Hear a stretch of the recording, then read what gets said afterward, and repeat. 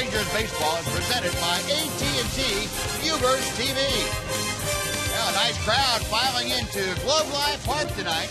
A beautiful evening here in North Texas, one of the early nights of summer. And the Rangers hope to make the most of it as they finish up the series with the Detroit Tigers. And welcome in, everyone, along with Mark McLemore, Steve Busby. Glad you could join us on this Thursday night of Rangers baseball. Rangers trying to snap a 7-game losing streak, and they're going with a young man tonight who has had good success his last 3 times out, and that is Nick Martinez. Well, hopefully Nick Martinez can go out there tonight and continue that success. And this is the team that he got his first big league victory against back in May 24th in Detroit. So hopefully he can go out there and just get his secondary pitches over, and that's what makes him successful. When he's not able to get those secondary pitches over, he has to rely on one pitch. And with this being a veteran ball club, they are going to know what that pitch is. So hopefully Nick Martinez can go out there and be under control and fill the strike zone with quality strikes tonight.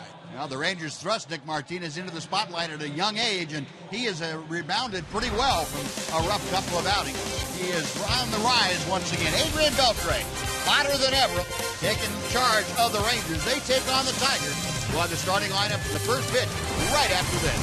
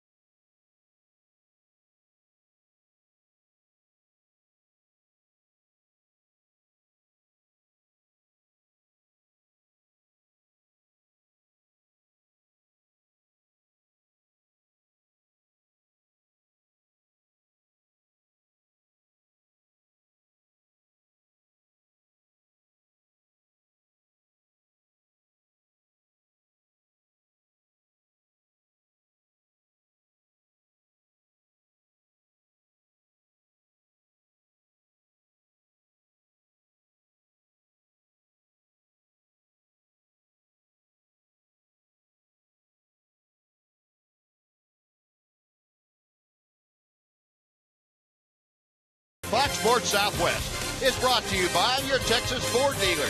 Take the EcoBoost Challenge to see why Ford is the best in Texas. By AT&T Ubers TV.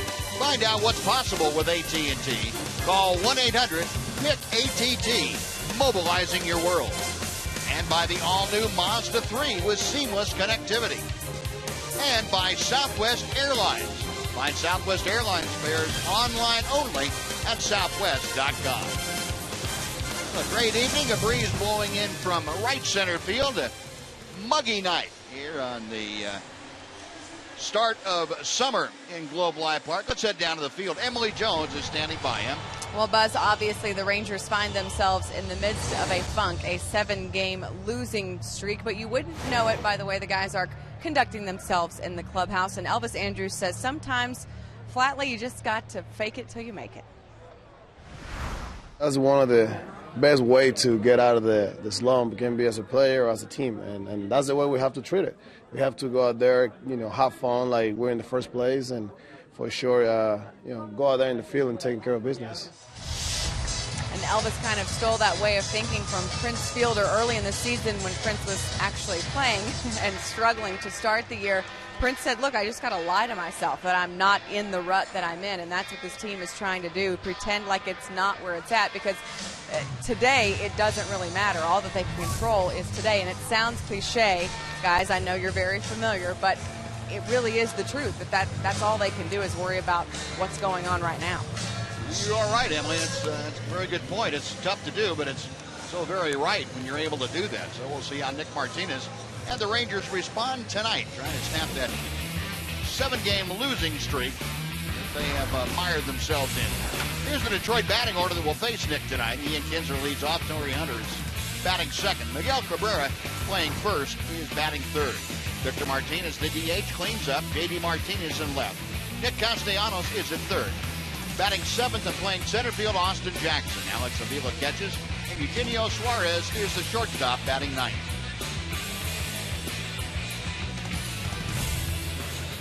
And the Sonic scouting report on Nick Martinez. He's got a 1-4 record, ERA of 4.22. 14 games, 9 of those being starts. Picked up his first big league victory against the Tigers ball club back in May. With a very solid outing. Pitching-wise, for the rookies this year, he's in the top 10 in 3 categories. 7th in starts, 7th in innings pitched, and he's doing a really good job. So hopefully he can go out there tonight and get his secondary pitches over. Yep. Let's take a look at the Ranger defense is delivered to you this evening by Fred Loya Insurance. Shin-Soo Choo back in the outfield tonight. The night off last night for the defense. Leonis Martinez center. Alex Rios in right. Carlos Pena at first. Sardinas to start. Next to Elvis Andrews up the middle. Adrian Beltre at third. Then Robinson Chirinos behind the plate once again. Now it's set to get underway. Nick Martinez to the plate. And the first pitch to Ian Kinsler is in for strike one. Kinsler now just one click below the 300 mark. 299. He has had a very good series, 9 home runs, 38 driven in, and he pops one up. Left side, Elvis Andrews, about 15 feet out into shallow left field, puts it away. And Nick Martinez, a couple of pitches and one out here in the first inning. It's a nice pitch by Martinez. If you're going to get Kinsler out, you're either going to go way in or you're going to try and go with off speed away to get him. And Nick Martinez got that fastball in right where he needed to get it in order for Kins not to pull that ball down the left field line for a hit. Now Torrey Hunter. Hunter at 266 with the average. Veteran right fielder, and takes the first pitch just outside for ball one. Torrey also at 9 home runs. He has driven in 36. Martinez back to him. And the pitch is hit on the ground out to Elvis. A tricky hop. Elvis stays with it nicely and fires on to Carlos Pena. 2 outs. Pretty good reaction by Elvis that time. That ball looked like it came up on him a bit. Yeah, very nice hands. Soft hands, and the reason he was able to get that, eat that hop up was he had his hands out in front of him and didn't catch the ball underneath him. You see him put his hands out front.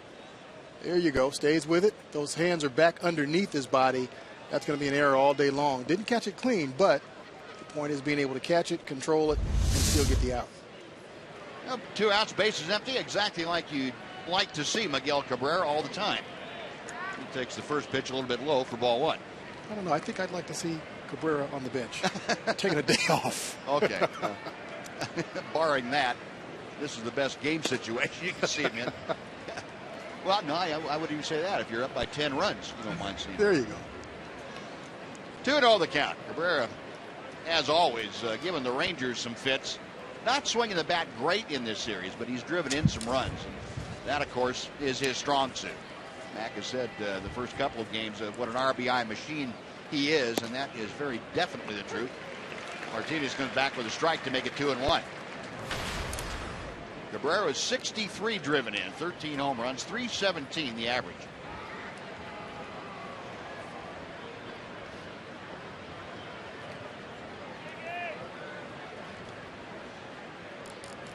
Martinez studying the signs. The right-hander comes back to Cabrera. In the air to left center field. Chu started back, now has to come on. That ball's going to drop. Martinez couldn't get over there in time, and Chu fighting that sun. His first instinct was to go back on the ball, and that was enough to allow that to fall in. So Cabrera, kind of a gift sun-laden single. Yeah, that's a tough play. And, you know, what you hope for in that first inning as a left fielder, you really hope the ball is not hit to you in the air like that, because it's very difficult. You're looking right into the sun and not being able to pick that ball up once it goes above the stadium into the sun. So that's a tough field, especially early in the ballpark or early in the ball game. Get an idea from that shot from left center field, exactly what Shin-Soo Choo is dealing with out there, trying to shade his eyes. Boy, with that ball against the sun, there's not a thing you can do. You just have to wait for it to come out and hope it doesn't hit you on the head. You're right. I mean, glasses are you know, they help in some situations, but when you're looking right into the sun, there's not a thing that's going to help you. So 1 on, 2 out. Victor Martinez looked at strike one. Martinez, the DH, a .330 hitter. Switch hitter, batting left-handed against the right-hander, Nick Martinez.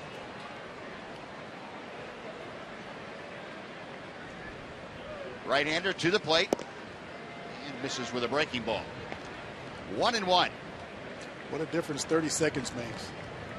Yeah. Now we've got some cloud cover. 30 seconds later, he catches that ball.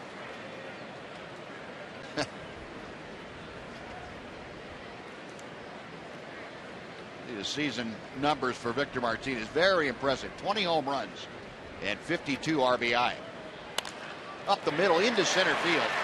That ball scalded right by the left knee of Nick Martinez. Well, the Martinez portion of the ball game, got 3 of them dealing.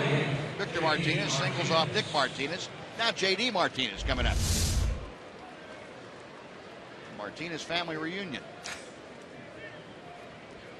Well, Victor gets the best of Nick Martinez this time. Takes the fastball on the outside part of the plate, drives it right back up the middle. Nick Martinez, if he isn't able to flag that down with his reactions and his fielding ability, no pitcher's going to. Not going to happen. So 2 on, 2 out. J.D. Martinez of the 14-game hitting streak. And takes the breaking ball that's in for strike one. .320 the average, 9 home runs now, 31 RBI. In the 14-game hitting streak, he's hit well over .410. Got Cabrera at second, Victor Martinez at first. Off speed, ripped at and missed. It is 0-2. In the case of Nick Martinez dealing to J.D. Martinez and not giving in with a fastball. He's at .411 average in the 14-game hitting streak. But Nick, the advantage in the count, 0-2. One look at second, and Cabrera had started to inch his way toward third, and Nick said, no, not going over there.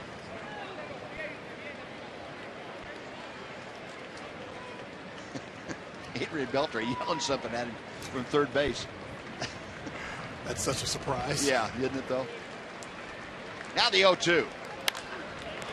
In the air to left center field. That ball's hit pretty well. It's going to hang up, though, as Chu and Leonis Martino almost come together. But Chu is able to make the grab on the ball, and that'll do it. No runs, 2 hits, 2 left after a half inning of play. Tigers nothing, Rangers coming up.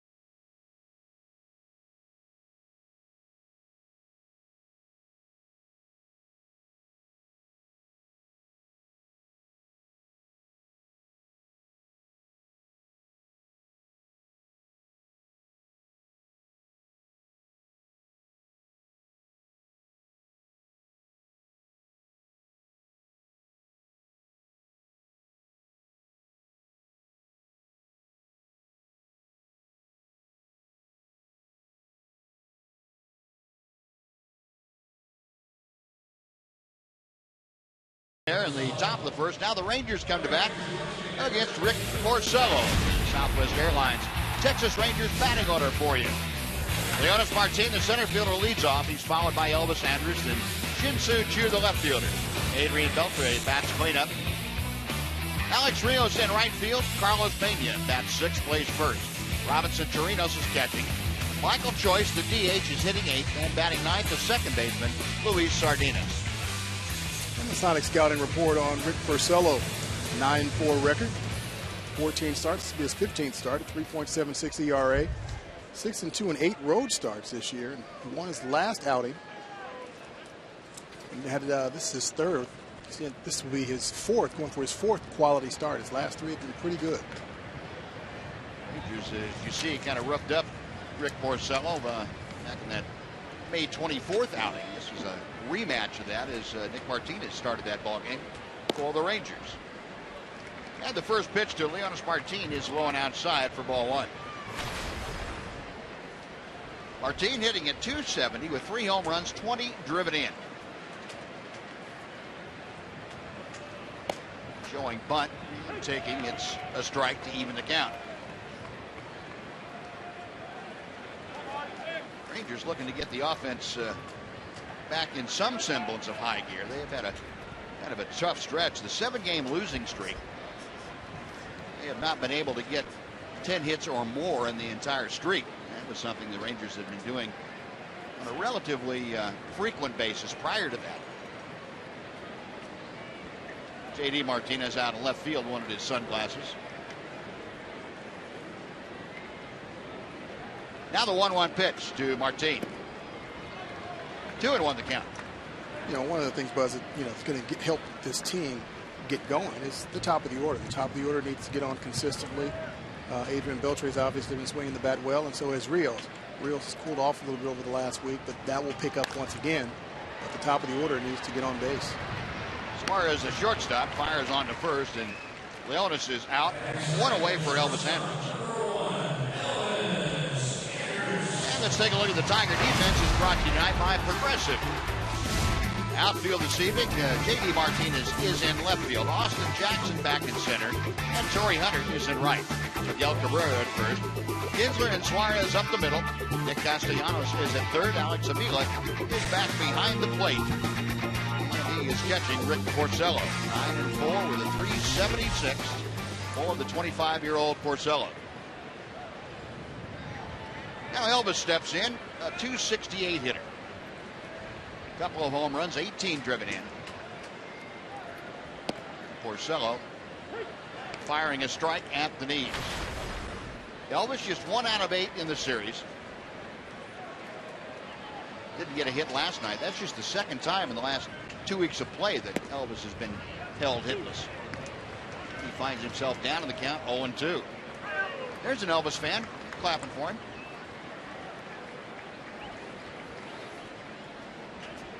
Need all the support you can get, young and old.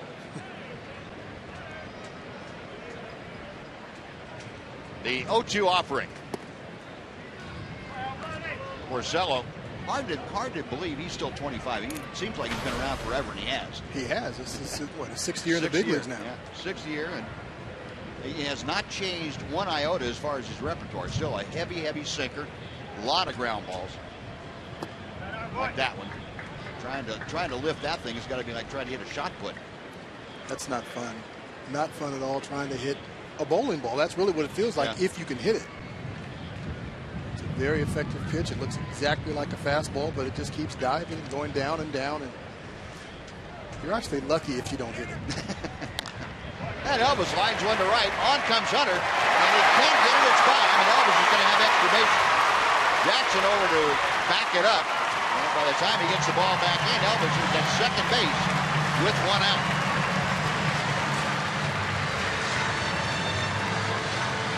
A very rare miscue by Torrey Hunter in the outfield. Porcello tried to go with a fastball, throwing 2 sinkers in a row. And Elvis goes the other way with it. Torrey being aggressive. He's a great outfielder. Trying to be aggressive on it. Thought he had a play initially off the bat, but he had already committed, so he had to keep coming in and just couldn't get it on the short hop. That's something you don't see very often. Elvis ends up at second base. Well, that's going to be scored a single and an error on Hunter. And for the Tigers, they are uncharacteristically very low fielding-wise. That's their 54th error. They came in 14th in the American League in fielding percentage.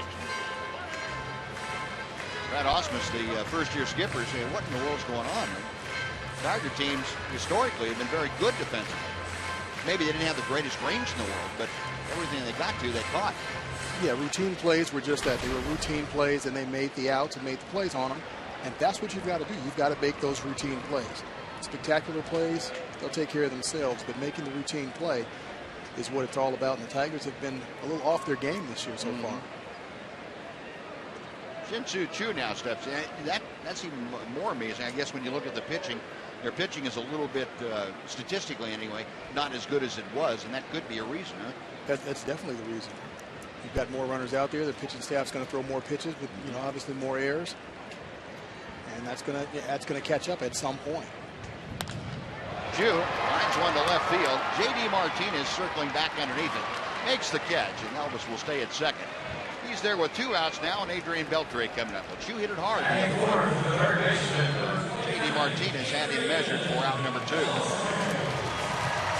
Well, Choo's been being a little bit more aggressive, not taking as many pitches since he's been in that third hole, because he's got more opportunities. His runners are on base a little bit more being in that third hole. So he's being a bit more aggressive, and I think that's a good thing, being in that third hole. That's going to make you more aggressive. You've got to swing the bat because that's an RBI spot in the lineup.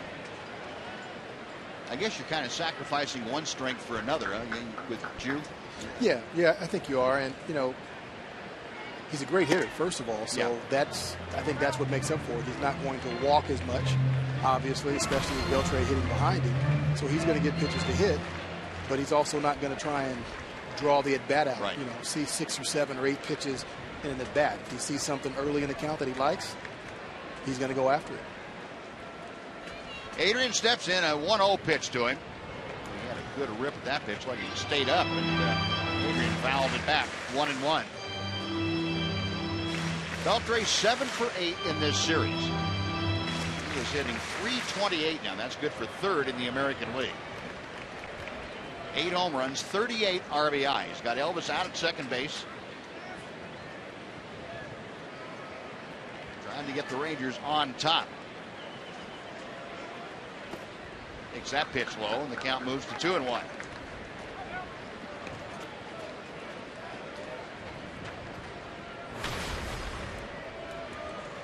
Look at the month of June for Adrian, a .390 average. That's the highest in the American League, and 18 RBI. Rangers playing their 22nd game this month.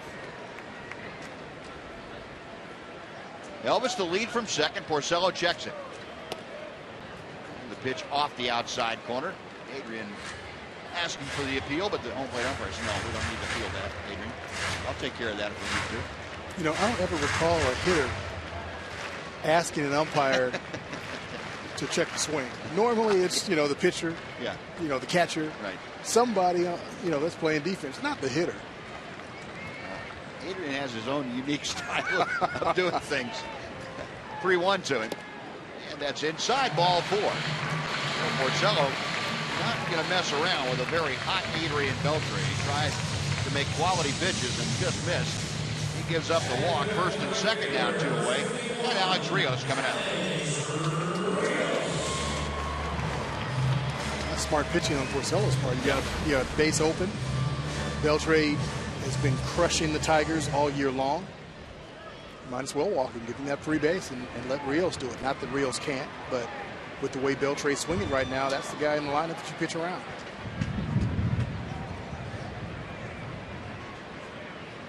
The ever-present smile on Adrian Beltre's face.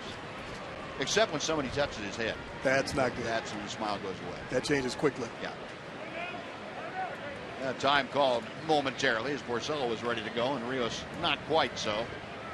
Alex at .312. 3 home runs, 34 driven in. He has fared well against the Tigers this year. .333 with 5 RBI. Ball 1 is the breaking ball, veered off the outside corner. Rios 0 for 7, however, in this series. He's got Elvis at second, Adrian at first. 2 outs in the Ranger first. Scoreless ball game. Porcello a check of second. Boy, that pitch is just nasty in there. Right-handers can touch that sinker when that right-hander gets it in the spot that he wants it, down and in. That ball's just going to keep running and running. It ends up about 6 to 8 inches off the inside part of the plate. Man. 1-1 pitch. 2 balls and a strike. The Rangers have treated Porcello pretty rudely of late, anyway. Showed you that numbers they had in Comerica back in the latter part of May. He hasn't fared all that well here either. And ball 3 is low. Well, Porcello trying to get a ground ball. There are the numbers from May 24th. 12 hits in 5 1/3 innings, 7 earned runs, 2 walks, 5 strikeouts, and the Rangers made him throw 100 pitches. In his career, Porcello is 3-2, but with a 4.23 ERA here. 3-1 pitch is laced out of play down the right side, and we'll come back and try it on a full count. So with 2 outs, both Andrews and Beltre will be able to get a running start with the next Porcello offering. Beltre at first having a conversation with Miguel Cabrera and Elvis Andrews. Looking around talking to his former middle infield mate, Ian Kinsler.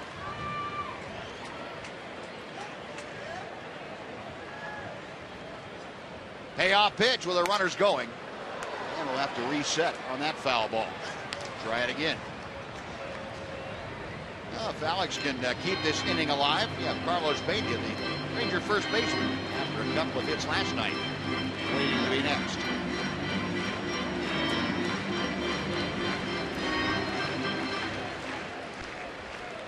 Porcello now already up to 22 pitches with his next offering. Right-hander okay is the sign, a check of second. Runners on the move, the 3-2. Got him swinging. Took something off and had Rios out in front. Rangers get a hit, a walk, and an error in strand 2. On to the second, no score in Arlington.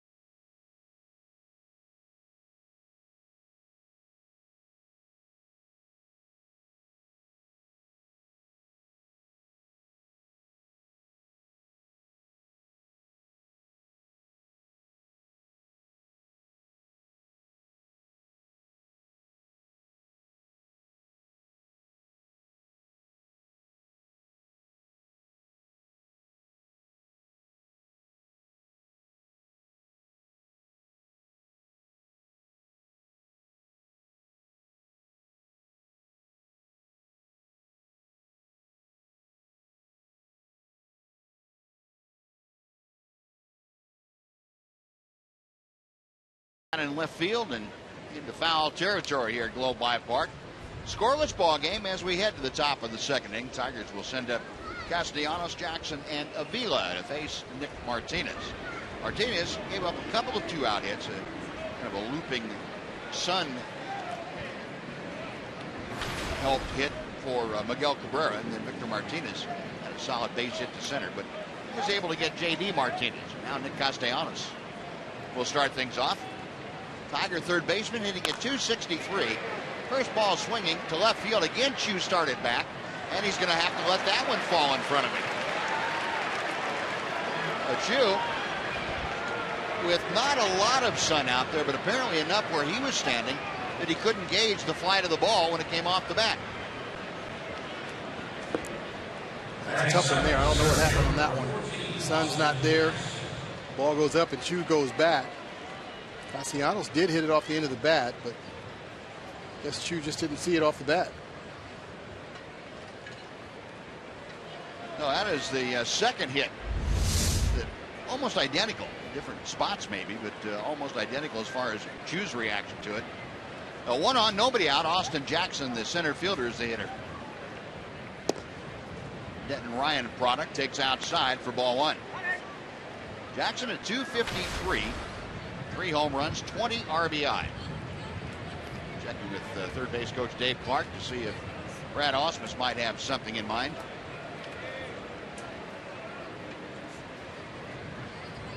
Martinez, a glance over his left shoulder at first. Now he comes back to the plate.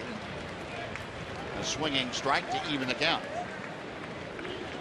You know, one of the things you can do as a left fielder out there, especially early in the ball game when that sun is giving you issues, you got to make an adjustment and turn your body to the side even before the pitch is thrown, so you can get a different angle and you're not looking straight on. Hopefully you can get to the side of it if it's hit your way and be able to pick it up from there. But looking straight on into it, that's the toughest position to be in.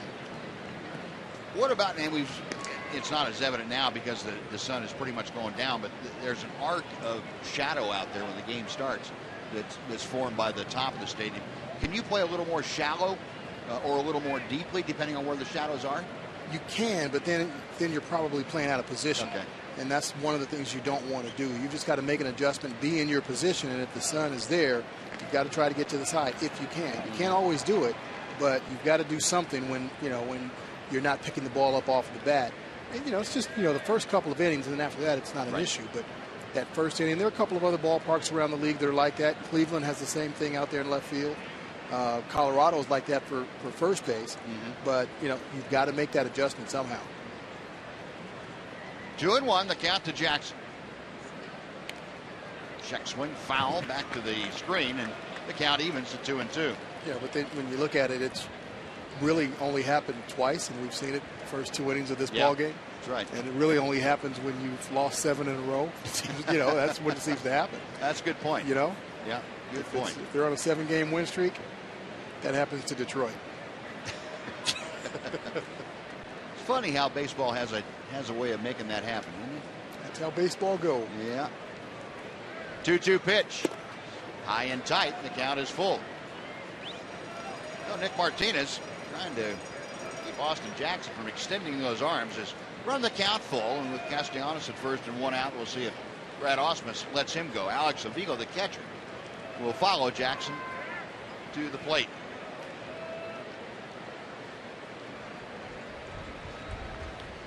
Nick says yes and sets at the belt. Castellanos staying put, and the pitch line to center field. Play out there for Leonis Martin. That is out number 1. Back to first goes Castellanos. Now with 1 out, Alex Avila coming up, and we'll go over and say hello to Jim Knox. Jim. I appreciate it, Buzz. Ranger fans out in full force tonight, looking to do a little cheering and also a little dancing perhaps this evening. Why not? Community Corner this evening. 100 kids from the Lena Pope program are taking part in the Texas Rangers Summer Reading Program. Great program this is. They get to tour places like Globe Life Park and Fox Sports Southwest. To find out more about the Rangers Summer Reading Program, log on to texasrangers.com/foundation. Buzz? All right, Knoxy, thank you. That's a great program, and glad to see the youngsters out here and enjoy themselves. 1 on, 1 out. Here's Alex Avila, the catcher, hitting at 230. And he grounds one to the right side. It's through for a base hit. Castellanos at second. He makes the turn and stops as Rios fires in behind him. But again, the Tigers now with 2 men on and 1 out. Eugenio Suarez.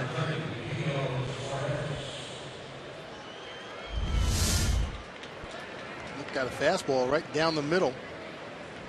Avila just rolls it over into right field for a base hit just past Pena. almost in that left-hander's wheelhouse. Mac, and you had mentioned about what Martinez had to do, and that's command the off-speed stuff too. But Nick Martinez had talked about commanding the fastball, and that's a good example right there. You think of the pitch to Avila. Okay, it was down. There's nothing wrong with that. No, that's not right. Because when you talk about control, that's the ability to throw the ball in the strike zone someplace. Right. And that was he controlled that well. Command is cutting up the strike zone, working to one corner or the other, up or down when you want to, and that's where Nick missed that time. And that's critical at the major league level. You have to command the strike zone to get good hitters out there. You're absolutely right. Throwing the ball down the middle just because it's a strike, that's not a quality strike. It's not a good strike. Not a good pitch. You'll hear a lot of times, pitcher throws a pitch, it's, maybe down in the zone, but the guy hits it out of the ballpark. Well, that's not a good pitch. It's a home run. So you want to command it. Like I said, slice up that plate. Inside corner, outside corner. Use the four quadrants. Go up and in, up and away. But you've got to keep the ball on the edges. If you're throwing that pitch down the middle of the plate, big league hitters are going to do some damage. Yeah. And I don't think there's any doubt in Nick's mind, as a matter of fact, much as anybody else's, that he has the ability, the stuff, to be effective at the major league level if his command is good. That's looped out of play by Suarez, and the count goes to 2-2. But a guy that throws, say, 92, that tops out at 92, has less of a margin for error than a guy that throws 96. That's just a simple fact of life. Yeah, that's just how it is.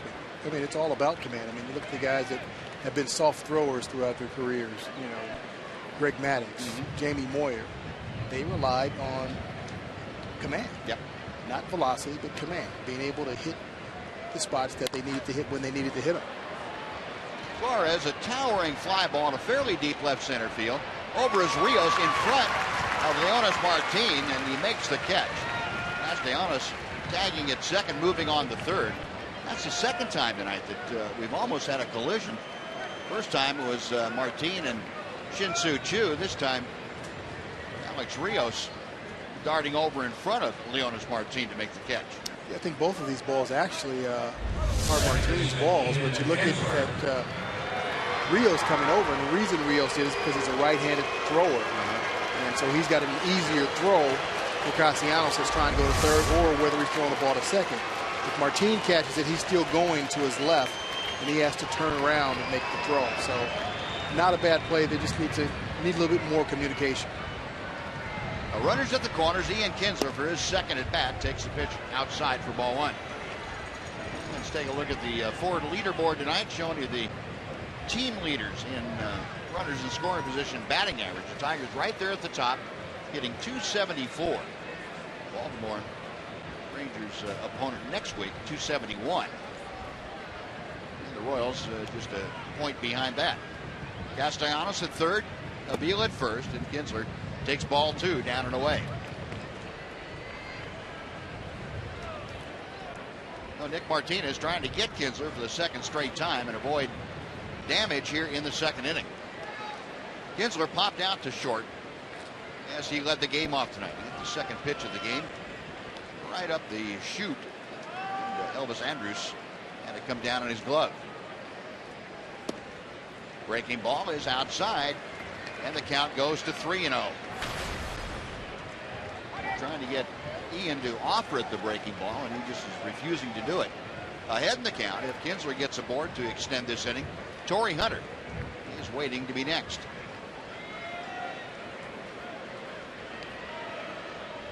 Martinez sets 3-0, and that is high, ball four.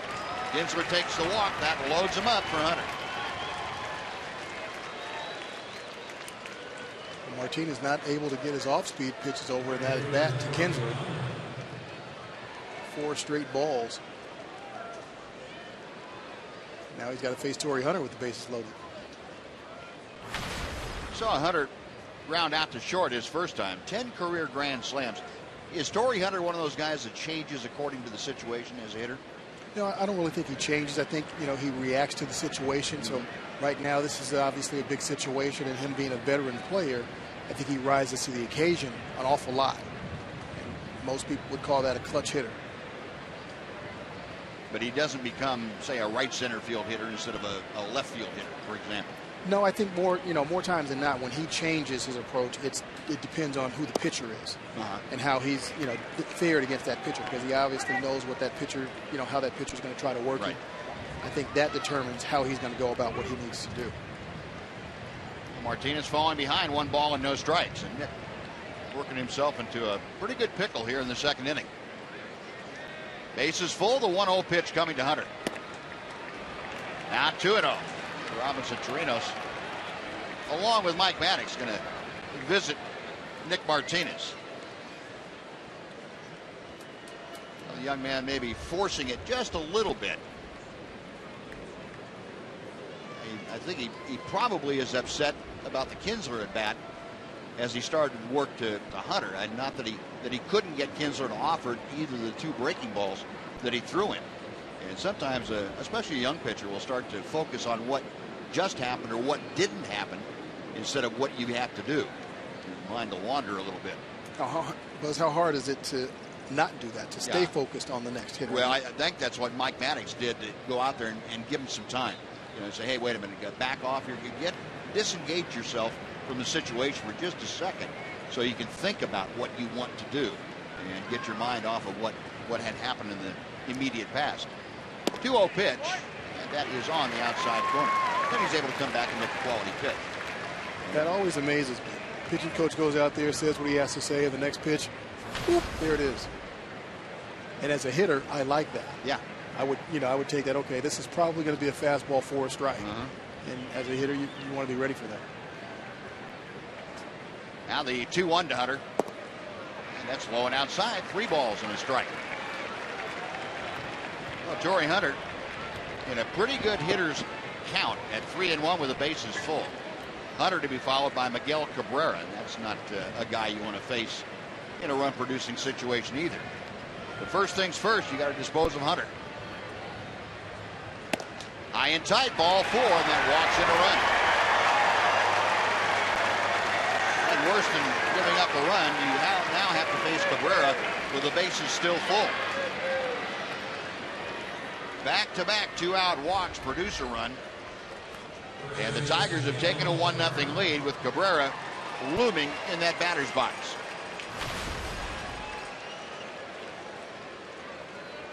.414 his average with the bases loaded.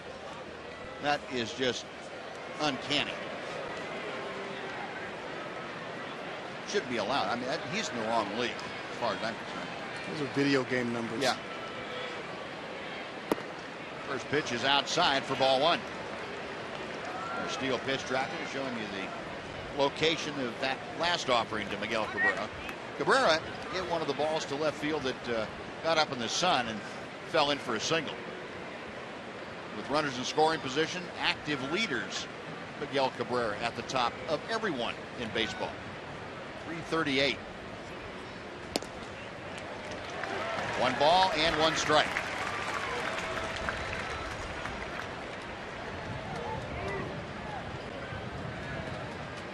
Nick Martinez trying to limit the damage here. He has his hands full. Got Miguel Cabrera with 63 RBI this year. At the plate, bases full of Tiger teammates. Nick okays the sign from the stretch. He deals.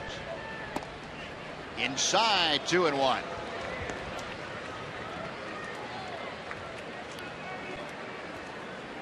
Down at third base, you have Alex Avila. At second, Ian Kinsler. And at first, Torrey Hunter. Hunter with the RBI and the bases loaded walk. And Nick Martinez working to Miguel Cabrera, the 26th pitch of the inning for Martinez. Sky to center field, hit pretty deep. I think he has room right in front of the warning track. Martinez puts it away, and that will do it. So good job by Nick Martinez to work out of it with little damage done. A run on a couple of hits, the bases left full. 1-0 Detroit.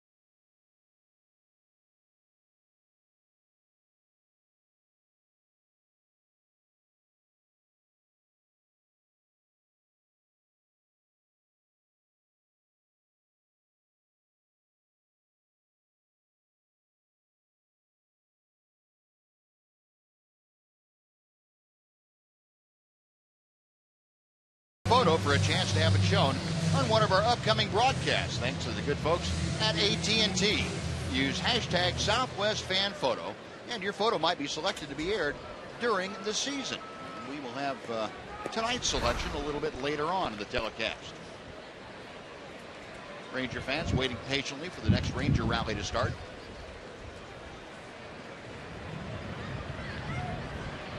Waiting patiently, waiting for it to start. She's very patient on the left there, isn't she?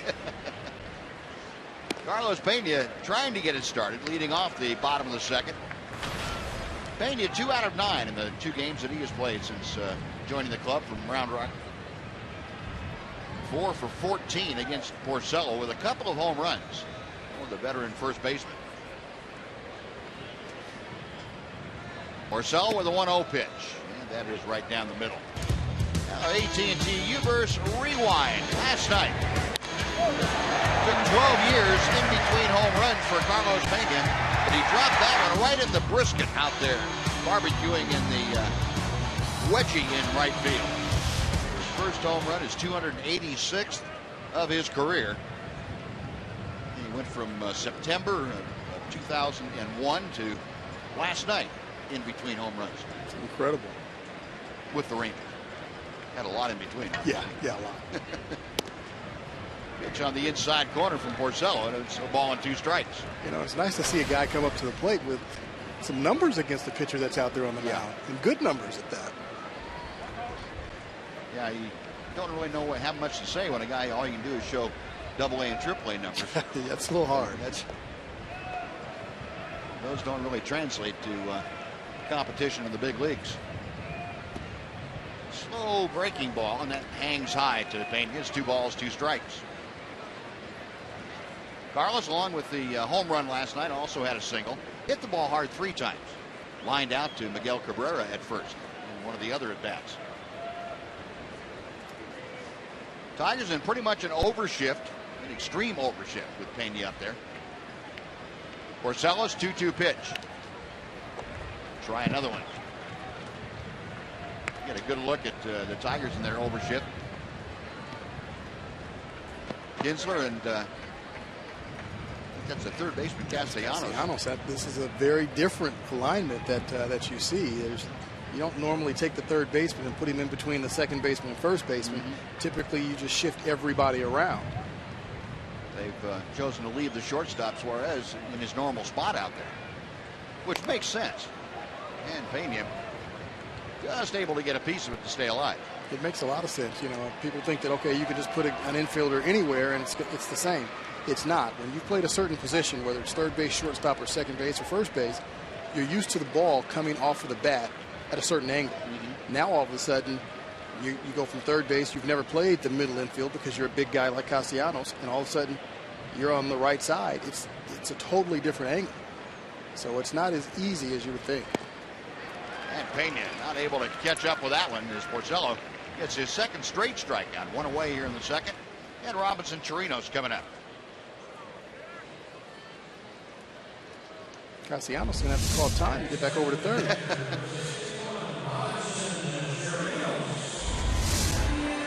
Porcello getting that ball up under the hands of Carlos Pena.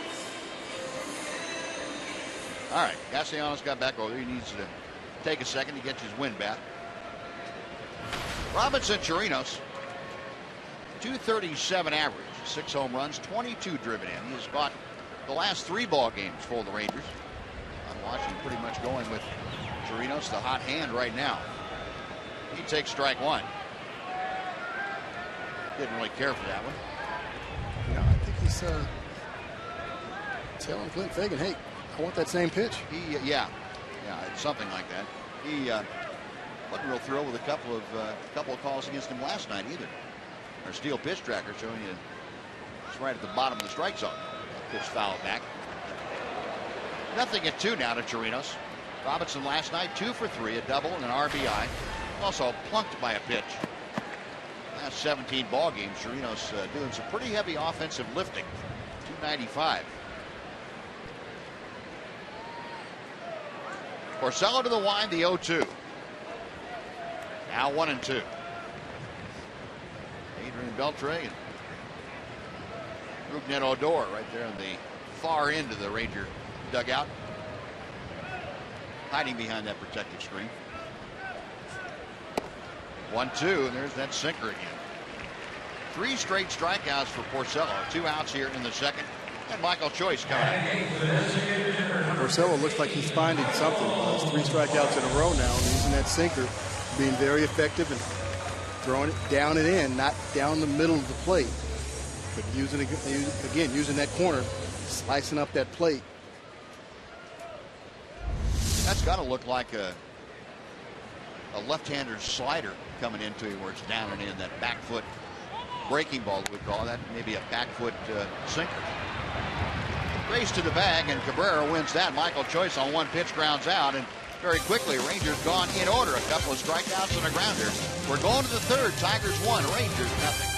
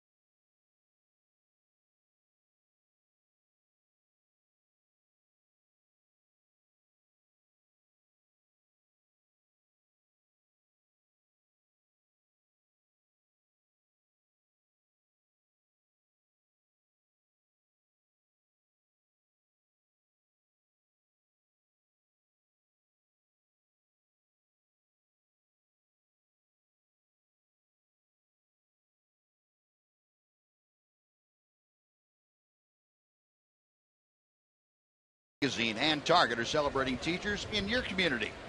You can vote for the teacher who represents your team at the 2014 All-Star Game on July 15th on Fox. Just go to allstarteachers.com and cast your ballot.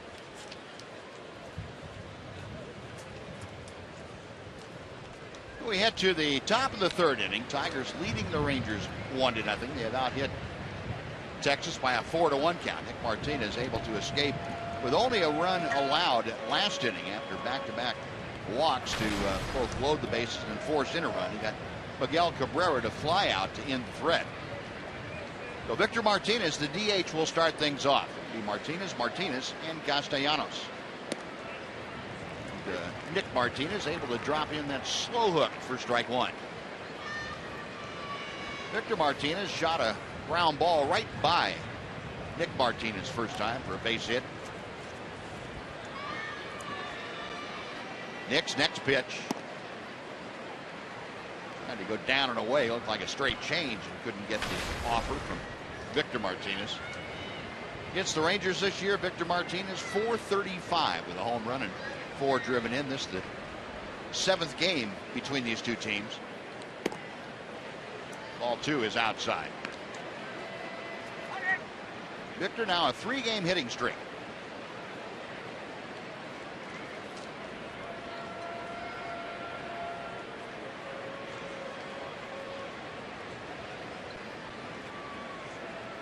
Nick Martinez studied the signs. The right-hander winds the 2-1. And it's 3 balls and a strike. Again, Nick Martinez kind of getting back in that bad groove he was in the second inning. Yeah, these are guys, the guys in the lineup that you don't want to fall behind. Cabrera, Martinez, Castellanos. You don't want to fall behind those guys. And ball 4, down and away. Victor Martinez draws the leadoff walk. You know, as good a hitters as these guys are, the last thing you want to do is help them out by walking somebody. That almost always leads to trouble. You don't want to walk them, and you don't want to give them something good to hit. So there's a fine line in there somewhere. Yeah. Well, it just means you got to throw more strikes, and plain and simple. And you've got to throw quality strikes, as you were talking about, Matt. Not just something down the middle, something on the outer third, the inner third. Change speeds a little bit. J.D. Martinez 0 for 1. A fly ball to left field. His first trip there. He's up there hacking and got an off-speed pitch. Couldn't connect. It is 0-1. J.D. Martinez, the American League Player of the Week last week. Saw him go 12 for 27 with 4 home runs and 11 RBI in 7 games. Didn't stop his swing there. It's 0-2.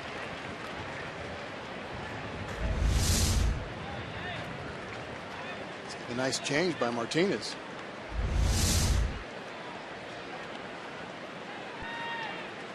J.D. Martinez refusing to give up on swinging at a fastball. I think he's refusing to give up on swinging. Yeah. He's a very aggressive young kid here. He's just swinging the bat. If he sees something that he thinks that he likes, he's going to swing at it. He laid off that one. The same pitch down, and good idea by Nick Martinez and Robinson Chirinos, but they couldn't get J.D. Martinez to offer. A 1-2 the count.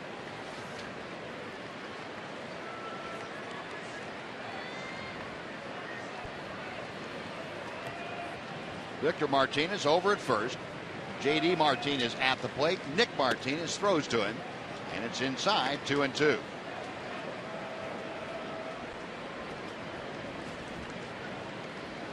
Nick, next pitch will be his 50th of the evening. He has walked 3. He's given up 4 hits and allowed 1 run. Skied to right field. Into the corner. Now Rios coming in a little bit. That ball way up there. And God's able to put it away for out number 1. Back to first is Victor Martinez. It'll bring up Nick Castellanos. And let's take a time for a Mazda game break. Here is John Radigan.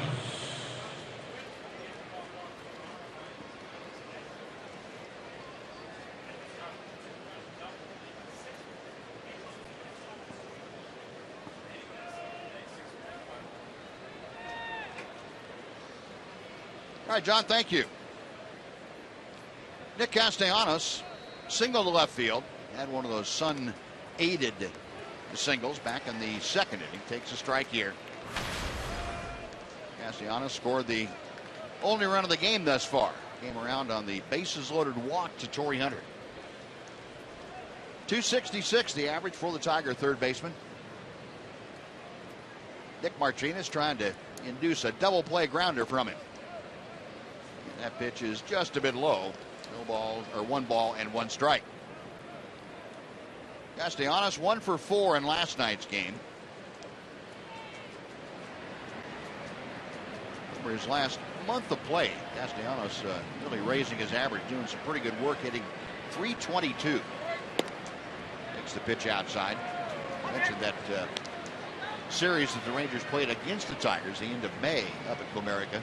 Castellanos hitting down around 235 or so and not producing much. Boy, he has turned that around pretty quickly.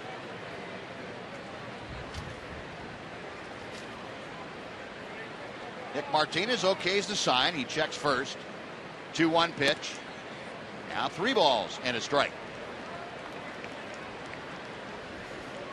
Well, Castellanos hitting 6th, trying to get aboard to join Victor Martinez. Austin Jackson, the center fielder, is waiting in the on-deck circle. The 3-1 coming. And it's going to be a full count now after that foul ball.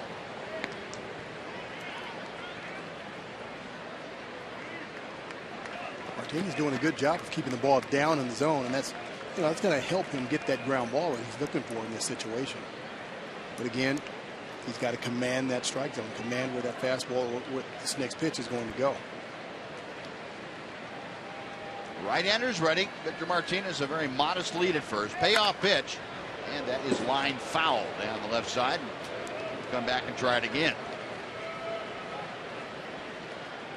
Castellanos, pretty good fastball hitter. Looks like he's pretty much a low ball hitter as opposed to pitch up. Likes that pitch down and likes to extend his hands, drop the head of the bat down on it.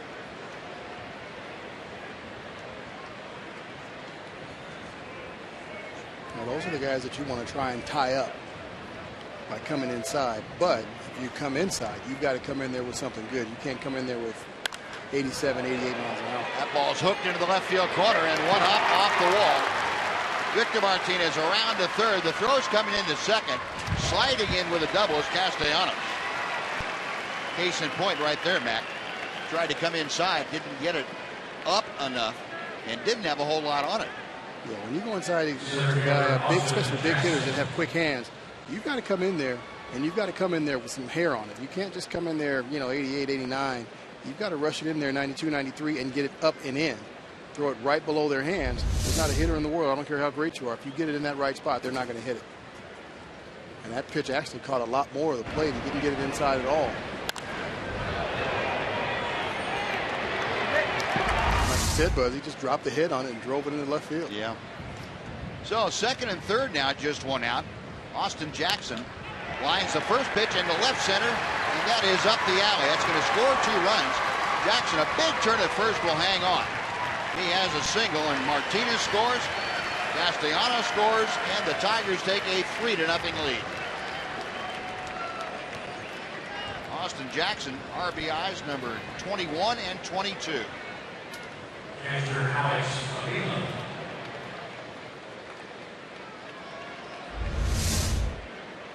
Martinez going with a breaking ball, and again that location right down the middle. And Austin Jackson jumps on it with runners in scoring position, being aggressive at the plate. This Tigers offense, they are just very aggressive. When they get their pitch, they usually don't miss it. And this one cost Martinez a couple of more runs. Yeah, Mac, that goes back to talking about the quality of the pitch. And breaking ball on first pitch, a good idea. And yeah, it was a strike, but it wasn't a quality strike. Absolutely. You throw the ball down the middle of the plate and up in the zone, big league hitters are going to do damage. You're going to hear, I'll say that over and over. That's not a quality pitch. You want to stay away from the middle of the plate no matter what the pitch is, preferably down in the zone, off the corners, inside or outside. Well, Jackson with good speed now at first base. Still just one out. Alex Avila is the hitter, and Nick Martinez going to go to work on Austin Jackson at first. Avila singled his first time up there. Alex now hitting at .235 for the year. Rangers swing the infield around to the right side against the left-handed hitter. Quick move.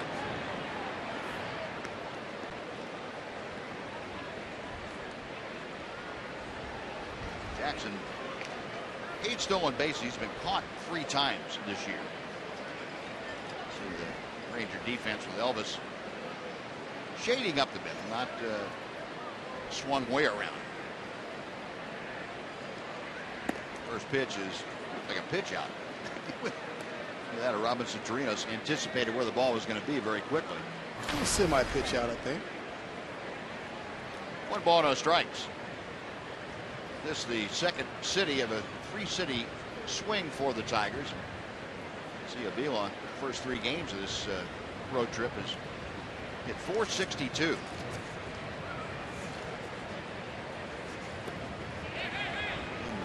Again, jumping out very quickly, Robinson Chirinos. That time Austin Jackson made a bluff move to second and put the brakes on very quickly and came back.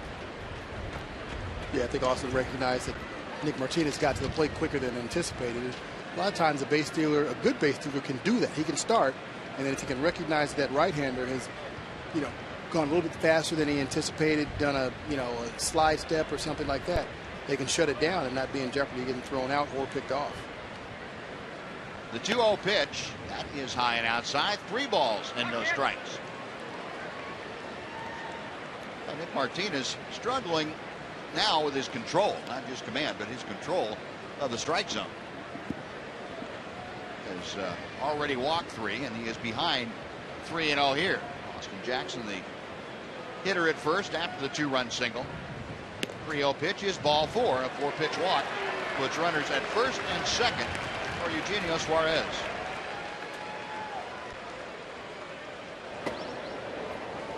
Now 2 walks in each of the last 2 innings, and Scott Baker loosening the long man for the Rangers. He is up and throwing in that bullpen. We're going to have a conference on the mound to give Baker an opportunity to get loose. Nick Martinez, a career high tonight, 4 walks. They've come in the last 2 innings, actually a span of the last 8 hitters.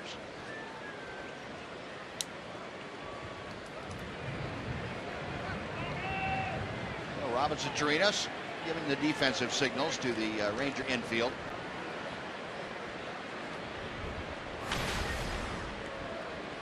Suarez steps in, a fly ball to right, his first time up. He's got Jackson at second, Avila at first. Martinez reads the signs and picks one out.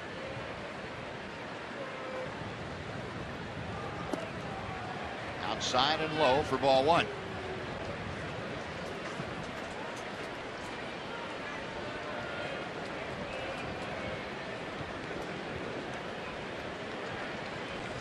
Nick really scuffling right now. He is. The body language says anything. It's saying I need some help there that I don't have right with me. Right, you can see it right there. He's not sure of himself. It looks like he's lacking some confidence right now. He just can't find it. No, and that's not a knock on Nick Martinez. No. That happens to everybody. But for a young man that hasn't experienced it very often, especially at the big league level, this is hard. It's a hard lesson to learn, but you have to go through it. I mean, you'd rather not, but it's going to happen. 2-0 pitch, and that's outside, 3-0. This is a learning experience, and if you really look at it right now, it's 3-0. They're still in the ball game. Right. So if he can make a pitch, a ground ball, get a ground ball, double play, you get out of the inning. Even though he's scuffling, it's still early in the ball game. This team, they have enough offensive firepower to come back from a 3-run deficit. So this is definitely a learning experience. But what you just said is something that never occurred to him. I'll bet you in this situation is that, hey, it's still only 3-0. I need to shut him down right now. Right. He's thinking about, boy, I'm really having trouble. I can't throw a strike. What do I do? And if you can take your mind and wrap it the other way and say, okay, here's my job now. I've got to do this now, and approach it that way, you've got a chance. And he gets a strike on the inside corner. So coming back, throwing 2 pretty good pitches to fill the count to Suarez. This is that time he goes up and in with a fastball. Nice spot. Steel pitch tracker says it wasn't a strike, but Mr. Fagan says it is. That's right. With 3-2, so nice pitch here. Get a ground ball double play and get out of this inning. Martinez, a little inside move to just check Austin Jackson at second. And what we were just talking about, Mac, that's something you can't pick up by reading a book or talking to somebody, is it? No, it's something you have to go through. You have to experience it. Hit hard, but pulled foul down the left side. We'll come back and try it again.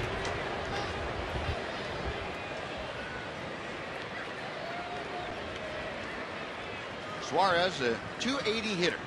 Got .275 right now after going 0 for 1. Facing Nick Martinez. Martinez already up to nearly 70 pitches in the 3rd inning.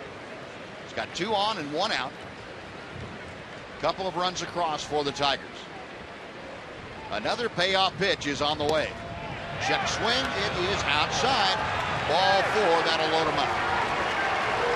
And I believe that is going to do it. Here comes Ron Washington out to the mound. So 5 walks in the ball game, 3 in this inning. And that is going to spell the end of the night for Nick Martinez. Rough outing for the young man. Lessons hopefully learned. A very conscientious young man. He'll take it to heart and see if he can't make the adjustments. Somebody needs to tell him you don't have to go through that anymore now that you've gone through it once. You know what to do. You know how to handle it next time. So Scott Baker coming on. We will take a timeout. We're back to Globe Life Park right after this on Fox Sports Southwest.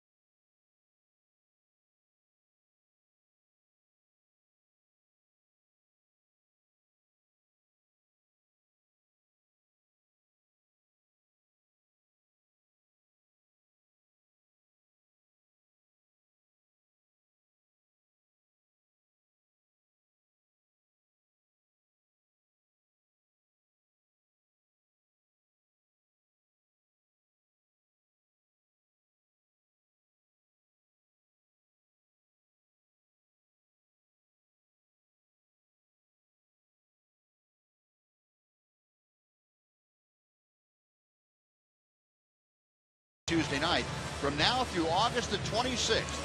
And you can enter to win free Rangers tickets plus a VIP experience. Just visit OTBFanzone.com for more details. Always a good time when we're on the border and get some tickets and all kinds of stuff. Now Scott Baker has come into the ball game here in the third inning. He inherits a bases full, 1-out situation. The scouting report on Scott Baker, his 10th ball game, 0-1 record, ERA of 6.6, but it's been coming down lately. He hasn't given up a run in 4 of his last 5 games, so Scott Baker's doing a great job for Ron Washington. Baker, the 32-year-old out of Oklahoma State and Shreveport, Louisiana. Dealing to Ian Kinsler, and the first pitch is outside for ball 1. Kinsler tonight has popped out and walked. As the bases full of Tiger teammates, Jackson, Avila, and Suarez. Third, second, and first. 1-0 pitch. Line to left and sinking in a hurry. It's down for a base hit. 1 run is home. They're going to put the brakes on Avila at third. But Kinsler with an RBI single, that makes it a 4-0 Detroit lead, and the bases are still full.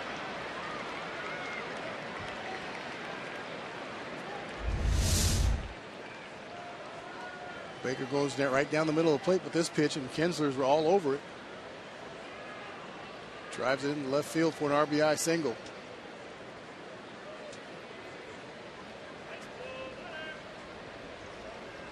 And now we've got a conference at third. Brad Ausmus out there. Beltre pointing. It looks like he might be saying that Dave Clark, the third base coach, might have touched the runner Avila, trying to get him back to third. I'm not sure, but that looked like that might have been the conversation. Crew chief Tim Welke, the second base umpire, was over there too. Oh, no, I think they were talking about Ausmus was, I think, talking about interference on Beltre. On Beltre? Okay. Yeah, you see Avila coming around, and I don't know why he was thinking that. Right. Yeah, I think that's what, because that brought Ausmus out of the dugout. But there was no interference. It wasn't close to being interference there. And Torrey Hunter, first ball swinging, chops one foul. 0-1 to Hunter. Torrey last time up drew a bases loaded walk. Drove in his 37th run of the year. Hunter, a 3 for 15 lifetime average against Scott Baker.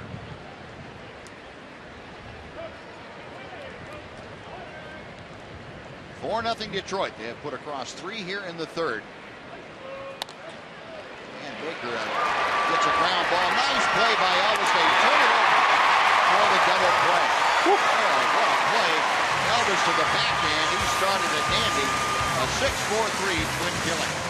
3 runs across for the Tigers. It could have been worse. They leave 2 on. 4-0 Detroit.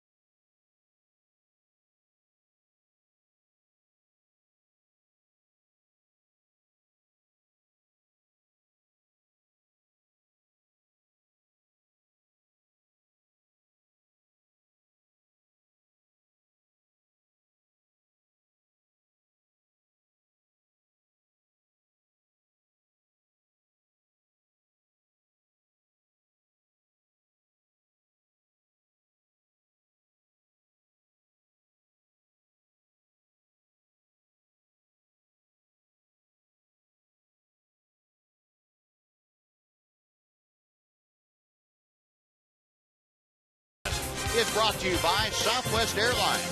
Find Southwest Airlines fares online only at southwest.com.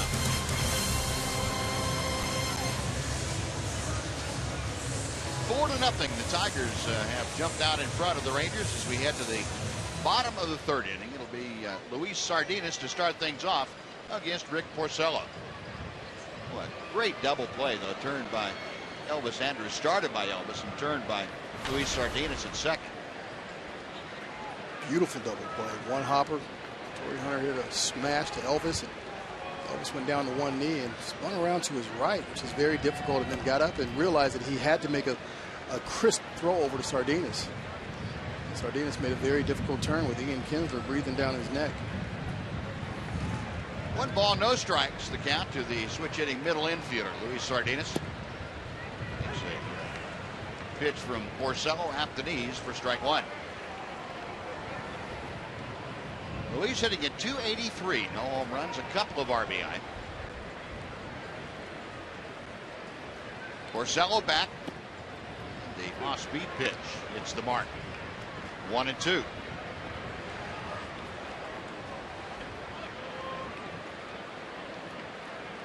Porcello at 6 feet 4 inches tall. A big lanky right-hander. Back to the plate. Chopper slowly hit down to Cabrera. Porcello there in time to take the feed. Sardinas out, one away, and back to the top of the Ranger order. Tim Timmons getting a bear hug from the guys down there.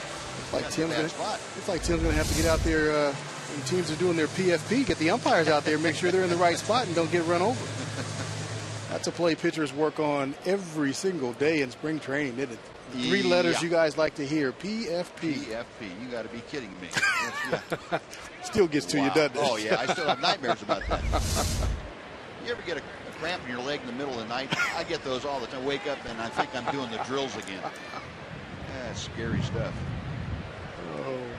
Yeah, and it astounds me, as Leonis Martin is up there, it astounds me that a week and a half or 2 weeks after spring training ends, somebody's going to mess one of those plays up.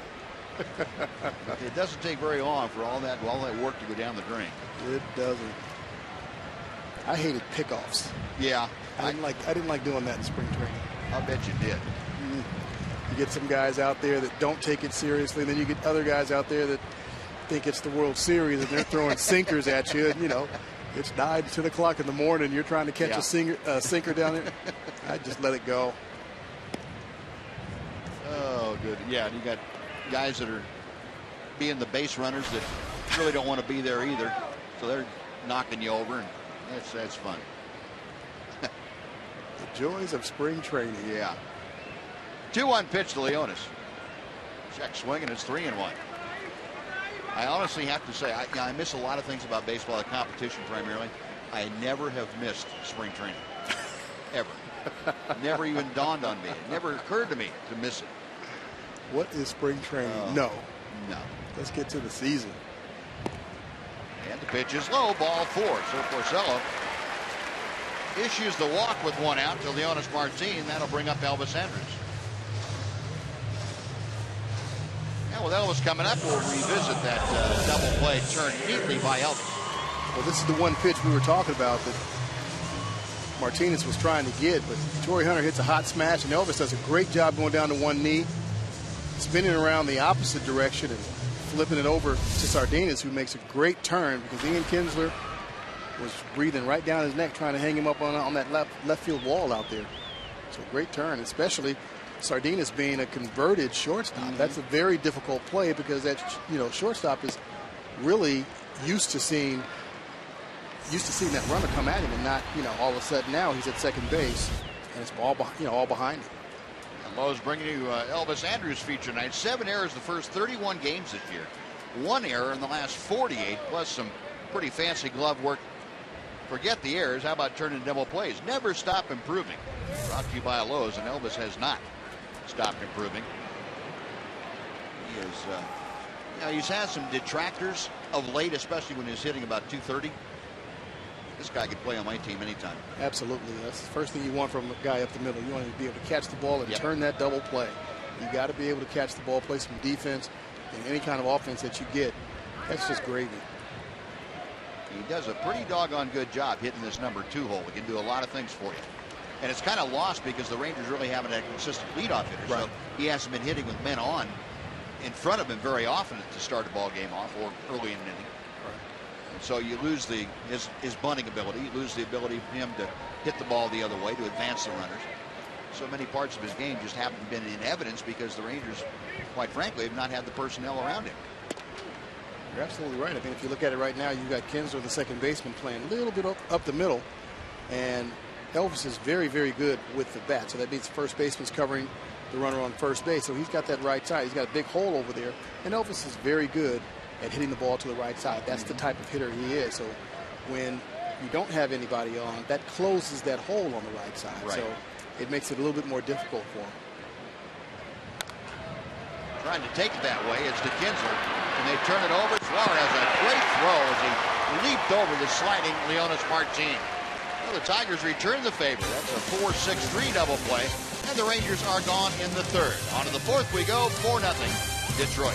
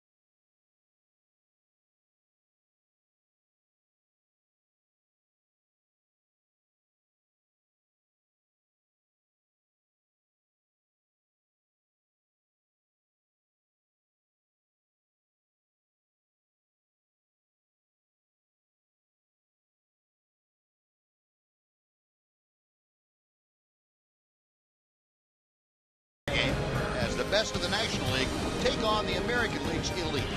Don't miss the actions coming on Tuesday. That's July 15th at 7 o'clock on Fox. Special coverage beginning on Fox Sports 1 that afternoon at 4:30. There's Derek Jeter on his way to his final All-Star game of his playing career. I remember when Cal Ripken went to his final one. That was in Seattle, wasn't it? That was in Seattle. 2001. Miguel Cabrera. Good chance he's going to be up there at the All-Star game at Target Field. Let me think. Miguel Cabrera. He's a nip and tuck race at first base. Close. About 1.5 million votes, I think, is all he's leading by. 1 for 2 tonight. A single and a fly ball to center. 0-1 pitch from Baker. That's a line to left. That's down for a base hit. Well, Cabrera hitting it softly out in the left field for a leadoff single. And now Victor Martinez coming up.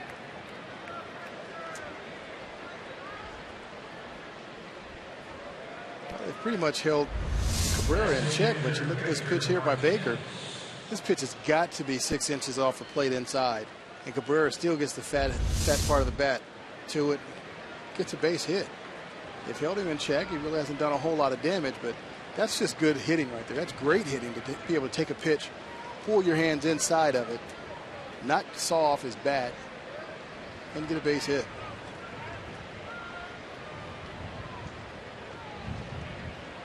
Victor Martinez, a walk and a single. And he takes the pitch inside. Our Coors Light cold hard fact of the night. Brought to you by Frost Brewed Coors Light. Cabrera, only one of 14 players in MLB history to win the Triple Crown.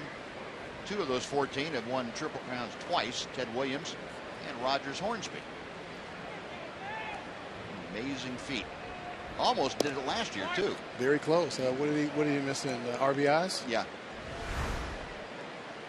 Last 5 Triple Crown winners for you. Cabrera, of course, in 2012. Yastrzemski, you have to go back to 1967. Back-to-back years, Frank Robinson was in 66. Mantle, 10 years before that. Ted Williams, 9 years before Mantle. Some pretty good hitters in that group. Not too bad. Man. I think one thing in common with that group, well, more than one, but they're all in Cooperstown. They are. And I think there's a pretty good chance that Miguel Cabrera will join them at some point in time. Like 5 years after he's finished playing. Well, he's definitely climbing up the home run list now, you know, as he is now. I think he's getting close to 400. Yep. 3-0 pitch, and Victor Martinez with a green light fouls it off. It's 3 balls and a strike. Victor at 332 with the average after his single his first time up. 20 home runs, 52 runs driven in. They're now a 3-game hitting streak in progress. Well, he really has, though, been the model of consistency for the Tigers. And off to a little bit of a slow start. Rips that one foul down the right field line and back into the seats. Guy's getting all kinds of grief. Popcorn thrown at him. Well, they're mad at him. What are you doing? Wow. He's telling them, too. He said, "Oh, hey, listen, people, there's a reason all those guys out there on the field have a big piece of leather on their hands." Right. Goodness. Well, full count with nobody out. Cabrera inching away from first. Baker a high set. Cabrera on the move, and the pitch is hit foul. Again, deep down the right side. We'll come back and try it again.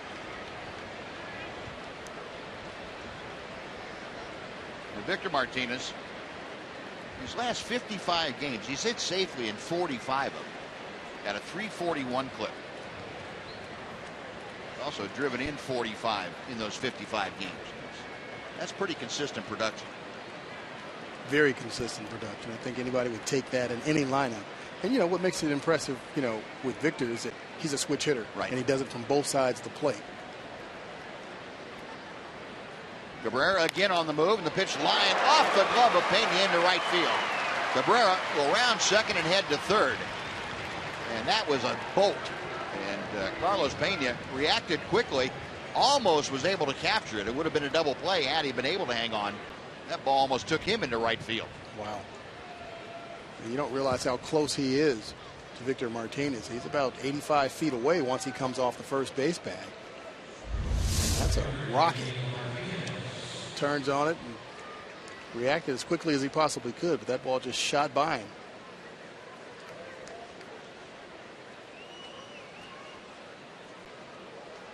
Wow. That's why they call it the hot corner. That's the other hot corner. Either one. Goodness gracious. The ball gets on you in a hurry and by you in a hurry.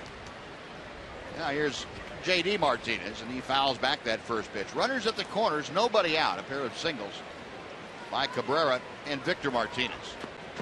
The Tigers coming into the game tonight first in the American League with a 276 average. That's a real-time replay of that shot off of Carlos Pena into right field. There's just no time to react at all. To center field, hit pretty well. Leonis Martin back in the alley, makes the catch. Cabrera will tag at third and trot down the line. A long sacrifice fly by J.D. Martinez plates Cabrera, and the Tigers now have a 5-0 lead. Well, again, the Tigers are at it, going, playing baseball. You get runners at first and third, nobody out. You want to get the ball in the air to the outfield. and get a sacrifice fly. And that's exactly what J.D. Martinez did. J.D. Martinez driving in his 32nd run of the year. Victor Martinez remaining at first after the sacrifice fly. One out. Nick Castellanos, who is 2 for 2, steps in. A speed pitch had him off balance just a little bit. It is 0-1. Castellanos singled and scored in the second. He doubled and scored in the third.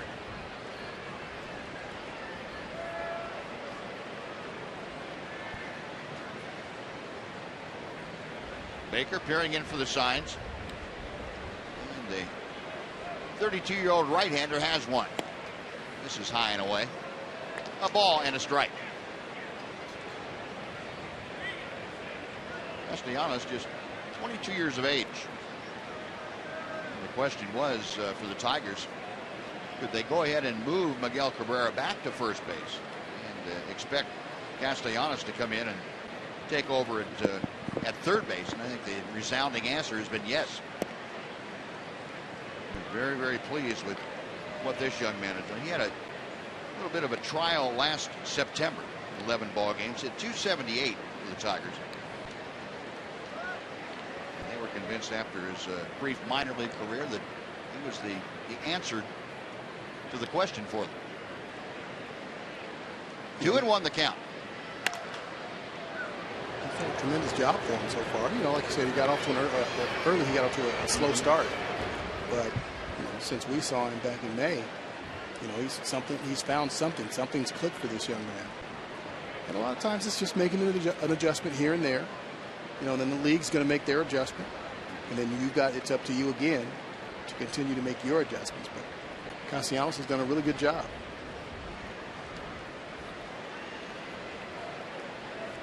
Baker okays the sign and sets the 2-2 pitch. And the count is full. Scott Baker giving up a couple of singles, a sacrifice fly. He's gone 3-2 to Castellanos. He'll be followed in the order by the center fielder, Austin Jackson. 1 on, 1 out, 1 in. 5-0 Detroit.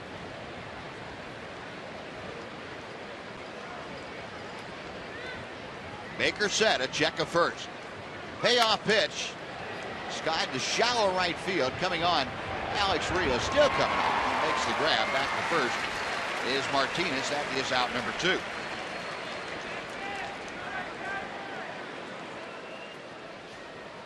Austin Jackson coming to the plate.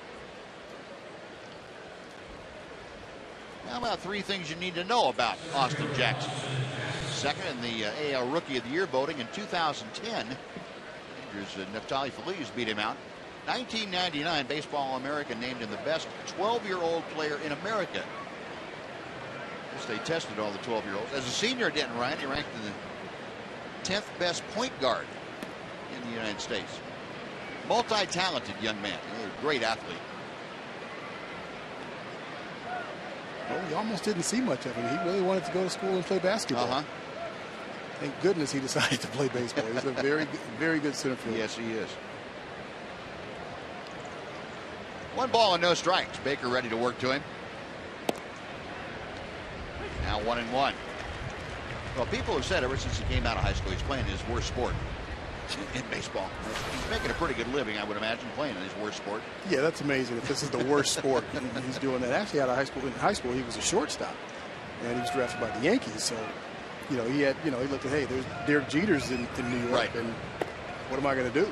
So, he really wanted to play basketball.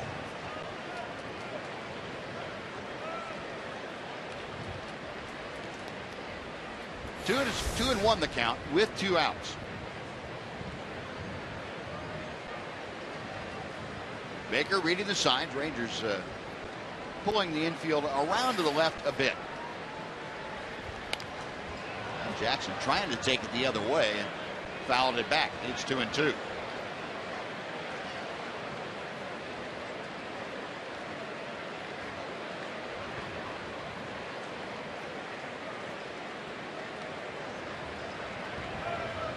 Scott Baker about ready to throw his 26th pitch of the night.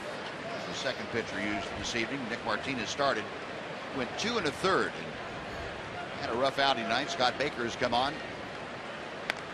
Pitch again fouled away by Jackson.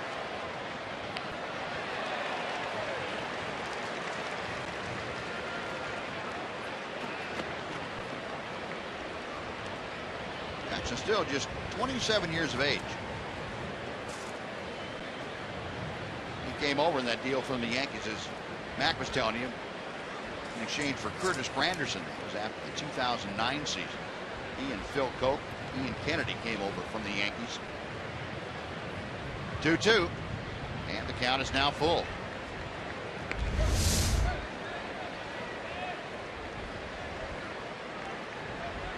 That is a fan that has been out here before.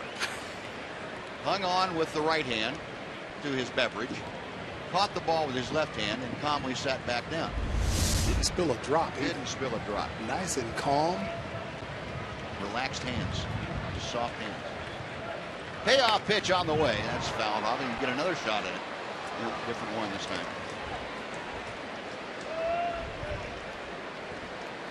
Austin Jackson back will get another 3-2 pitch with which to work.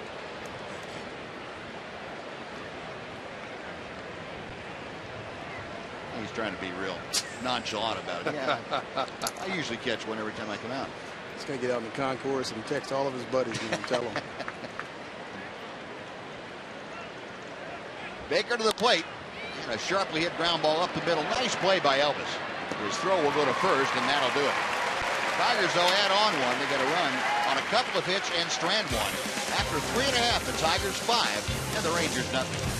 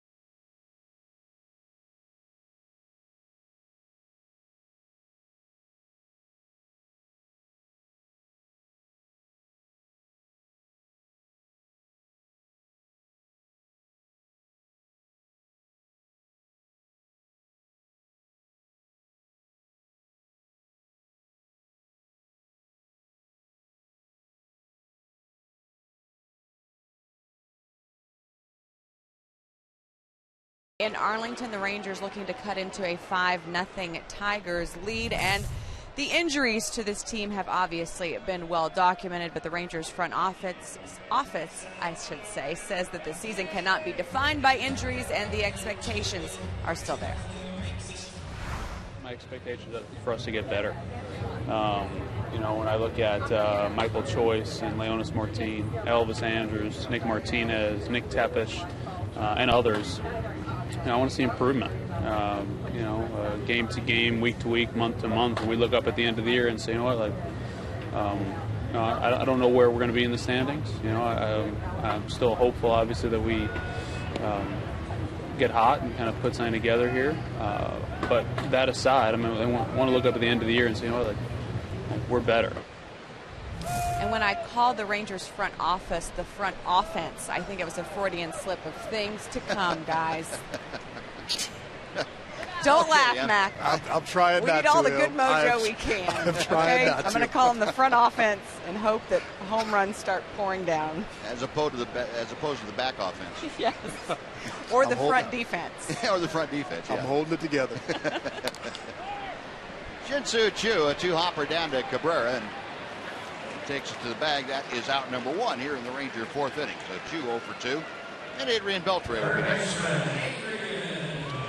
And let's go over and check in with Jim Knott. Jim? All right, Buzz, big night here at Globe Life Park tomorrow. The first 10,000 kids 13 and under receive this very nice Elvis Andrus batting jersey. All right, where is the birthday boy tonight? 2 rows down. 2 rows down. Okay, here he is. Birthday. How old are you tonight? 11. 11. What's your name, buddy? Taylor. All right, stand up, Taylor. You get the first Elvis Andrus batting jersey. Put it on real quick. There we go.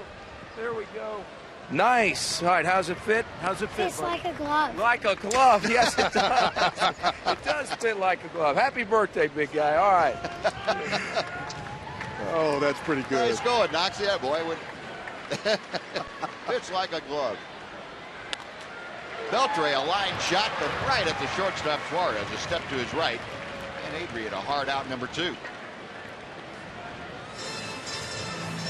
Just the second time in the series that Beltre has been retired. And it took a line drive and a shortstop to do that. Here's the big number 1 on Taylor's back. Good looking jersey. Now Alex Rios for his second at bat. Rios went down swinging in the first inning. Rangers held to 1 hit so far. That was an Elvis Andrus base hit in the first inning. As Rios takes a strike. Porcello tonight has walked a pair. He has struck out 3. He got that pitch in on the fists of Alex Rios. It's no balls and 2 strikes.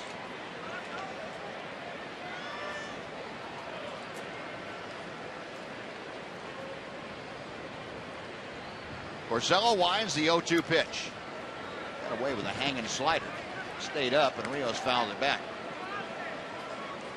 I guess that's another sign that you're not going real good when you get the hanging slider in to one of your big guys and he fouls it straight back. That's a very good sign.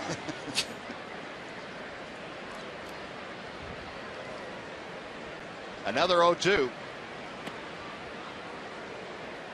1 ball and 2 strikes.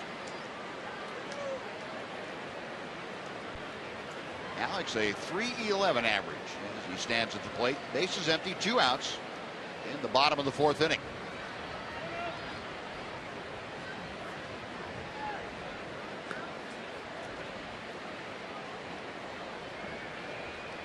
Avila with the signs. Now Porcello back to the plate.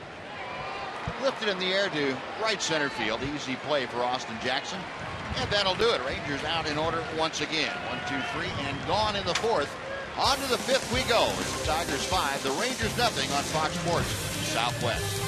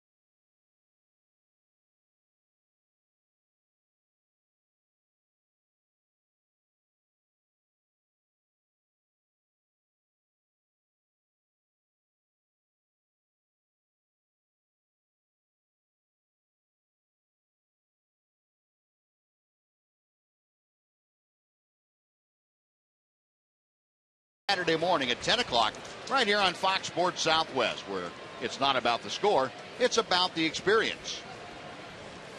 And so far the experience has been a little lacking here for the Ranger fans tonight.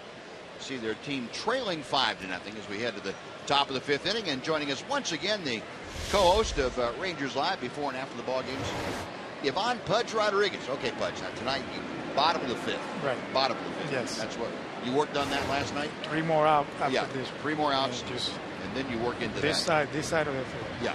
Came in for some early work today to get this down and right. Okay, we got it. Made sure you have the red jerseys on tonight. Yes. When they get in the duck, they're the ones. Yeah. That's it. Tell you what, these guys came to swing the bat this series, man. Yeah. That's the only thing I can say. These guys are doing great. That's why they're in first place. They just go out there and wait for their pitches, and when they throw the pitches that they want, they don't mix it. A lot of balls hit hard when they center in on one. 0-1 pitch to Avila, and that is in for a strike. You could almost see Nick Martinez out there trying with Ian Kinsler. I remember the at-bat that Kinsler had. He wouldn't swing at a couple of breaking balls in a row, and then Nick looked like he had just kind of said, "Now what do I do?" That's how you call discipline at the plate. You be able to take those pitches very close to the strike zone for ball, and I wouldn't do that. I'd be swinging. But yeah, those guys have a good game plan before the game starts, and they get into the game, and that's what they 5-0. 1-2 pitch to Avila. Got him swinging. Baker able to elevate that pitch, gets the strikeout, and that is the first strikeout by Ranger pitching tonight. I think that's the only hitter in Detroit that swing one pitch out of the strike zone. Right there. It looks like it. These guys have been very aggressive, very patient, and when they get their pitch, they're not missing it. Yeah. They're looking a lot like we looked when we were in Detroit. The way our hitters were swinging the bats and not missing pitches, and everything they hit was a double, a triple, and scoring runs. Eugenio Suarez swinging at the first pitch and drives it pretty deep to left center field with playable out there. Leonis Martin underneath it. And very quickly, 2 outs here in the 5th inning. That's what you need. That's what you need from a pitcher. They just pound the strike zone, challenge the strike zone, and not be afraid, and bring the club and bring the team back to the dugout for offense. Especially right now, the way we're going, that's what you need. A pitcher that go out there and throw strikes and make sure the guys come back with their batting gloves and the bat and go to offense again. Ian Kinsler up for his 4th at bat of the night. He's had a walk, a single, and a pop out. He takes strike 1 from Scott Baker. Kinsler on a run of 4 consecutive multi-hit games. That is too shy of his career high water mark. He has 30 multi-hit games this year. Line shot picked off the grass. Pudge is here. That's the first 1-2-3 inning of the night. Yeah. Bottom of the 5th coming up. Now you score a run. Now get rid.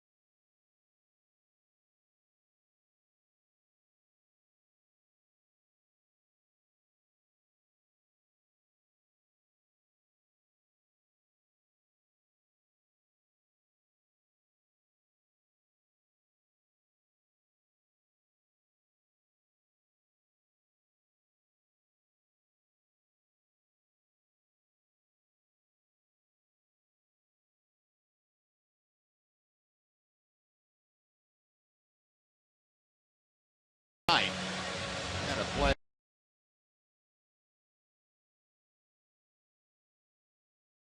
You know, Buzz, I don't know about you, but I'm a little upset. Yeah. We didn't get a hug. He came in tonight. Last night, nothing. Man, I hug you all the time, really? Goes next door, hugs for everybody, sits down, has a great time. I gotta give some love to the other side too. I played 5 years on the other side too. Come on, guy. All right, we'll give you a little bit of that. Stop over there. Did you Please. stop at the ESPN booth too on the way down there? I love all of you, man. Okay, Pudge, it's the bottom of the fifth now. I can go to work and get some runs. Okay. We need that. We need that. Carlos Pena starting things off. It'll be Pena, Chirinos, and Choice to face Porcello. Rangers trailing 5-0. Within striking distance, so they need a few base runners. And ball 2 is flowing outside. Pena struck out the first time that he faced Porcello tonight. Again, the Tigers in that overshift on the infield. And almost 4 players on the right side of second base. 2-0 pitch. Ball 3. Mike, do you think there's like Pena right now? Do you think he see that right now? You see this? No. He doesn't see this right No, now? I don't think he sees it at all. I hope he doesn't see it. He's supposed to be just concentrate on the ball and just hit it. And, it's going to go where it's going to go.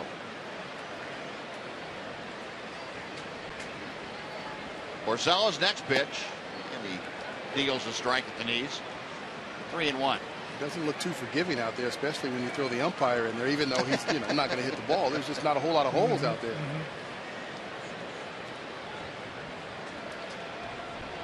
That's become very commonplace in baseball, overshifts. The 3-1 now to Pena. And ball 4. There's a start. That's a good start. Lead-off walk, second. I think that's the 3rd walk issued by Porcello tonight. And with Robinson Chirinos coming up, let's take time for a Mazda game break. Here's John Radigan.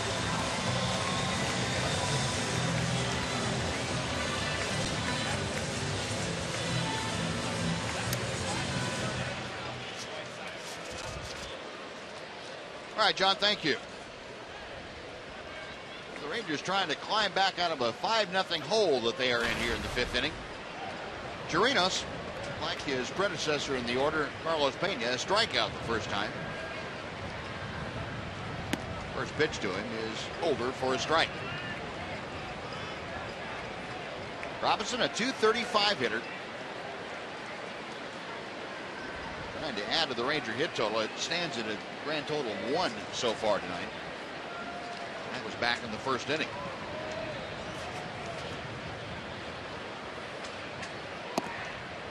The next pitch in at the knees. How can they have it? Walk the guy and let him close, and then the next guy paint 2 pitches right, 1 in the outside part and 1 in the inside. It only happens to you when you got a 7-game losing streak. Why always the catchers have it? He's no fair.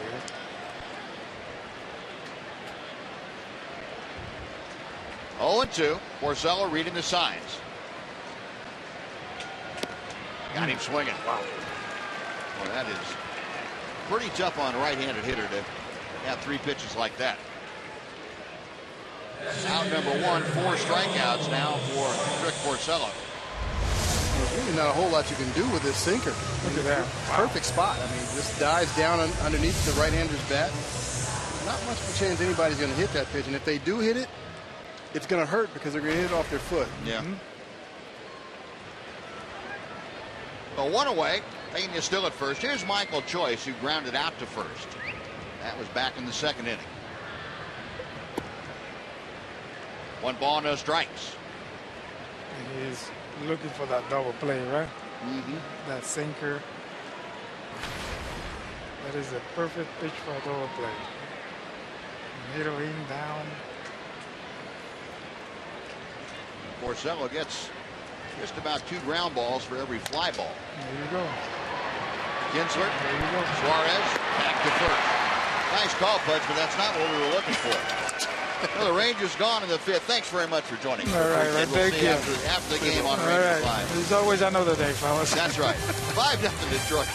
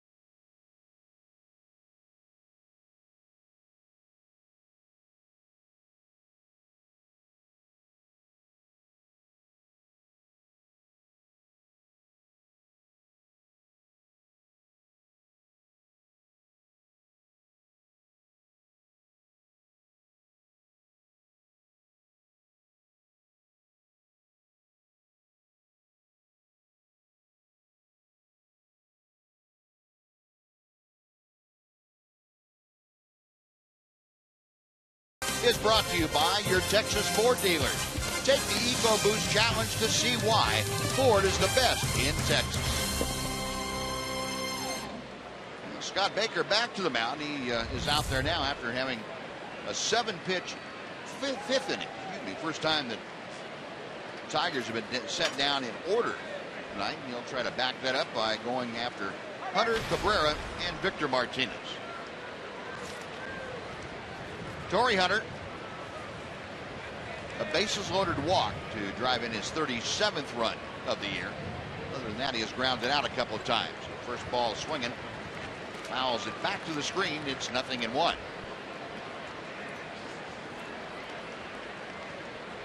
You know, that last inning was the kind of inning that the Rangers needed. Scott Baker came out, 7 quick pitches, 3 quick outs. That's the kind of inning you use to take the momentum away from the opposition.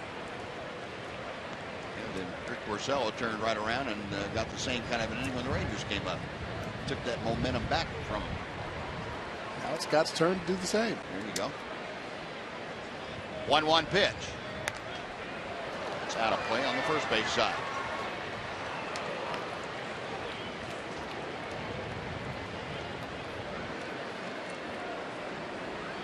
Torrey Hunter lives in the Metroplex.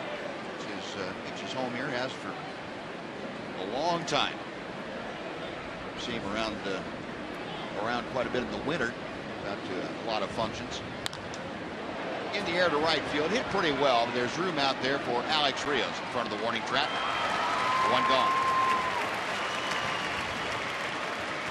Now Miguel Cabrera. And let's check in with Jim Knox again. Jim? All right, Buzz, real quick. You know, it's great out here in the stands tonight. Plenty of people traveling here to the ballpark from different places. The Herman family from where? Sydney, Australia. Sydney, Australia. You're in town to watch the Rangers for the very first time. What do you think? It's really great. I love it. What do you like about it? I liked when the foul ball came over. The foul ball came. Jumped to grab it. All right, good. Where are you guys off to next? We're going to Memphis. To see Elvis. Elvis. You see the Elvis tonight, and you get to see the other Elvis the other. Where was Elvis? Playing shortstop right now. This guy's hat right here. That looks good on you, mate. All right. That's it, mate. Good There day, we go. mate. Good day, mate. There we go. All right, appreciate it. How many people do you think Nazi interviewed? Ooh, there's a rocket right back up the middle, and good thing Scott Baker turned sideways, so that ball would have crushed me if it stayed head onto it. Miguel Cabrera just hitting a bullet right back through the box. His third hit of the night. Baker leaves this one out over the middle of the plate. Got him. Ooh, got him a little bit on the back. Oof. Baker being tended to. Matt Lucero's out there along with Robinson Chirinos and Mike Maddox and Ron Washington joining him, along with Clint Fagan, the home plate umpire. He's going to be okay. If that ball had hit him square on, he would not be standing right now. He would not. It would be very painful. Came off the bat of Miguel Cabrera at a little bit quicker than what it was thrown as. Here's the hit speed on that thing. Boom. 108 miles an hour. Wow. You think you don't have much time to adjust to a 95-mile-an-hour fastball? How about a 108-mile-an-hour line drive coming back at you? The hardest we've seen him. We had one, and I believe Giancarlo Stanton hit one.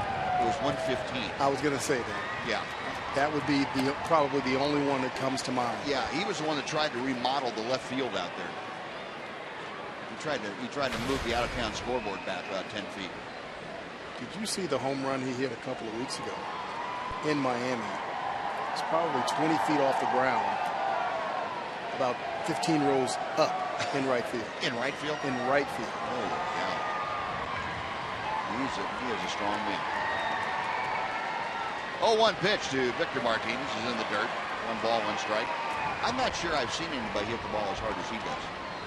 You know, I know I haven't. I thought I had, but yeah. When Miami was in town, I got a chance to go down on the field and watch him take batting practice. Right. And, Pudge and I are standing there, and he's hitting balls in the upper tank over there in left field. He actually hit one over the Budweiser sign in right field, right center field, and it one-hopped the facade back there by I think that's the souvenir club there. Yeah. One hop. I'd never seen a ball hit that far. Nice play by Pena to second, and the return to first, they get the double play. Some great glove work, and there's a first baseman for you. Carlos Pena started that 3-6-1 double play, and the Tigers are gone in the 6th. 5-0 Detroit after 5.5.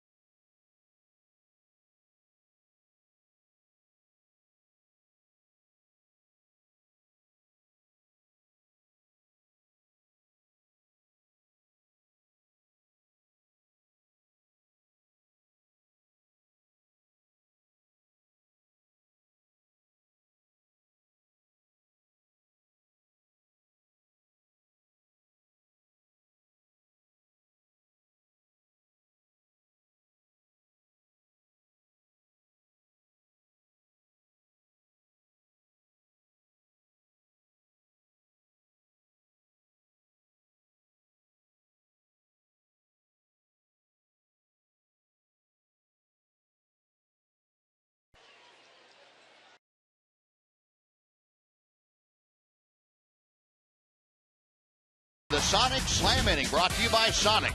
Tonight's jackpot is worth $100 and dinner for 2 at Sonic Drive-In. Tonight, the Rangers are hitting for Tanya Swinford from Fort Worth. And if a Ranger hits a grand slam during the inning, Tanya Swinford from Fort Worth will win $25,000. You can register at any participating Sonic restaurant.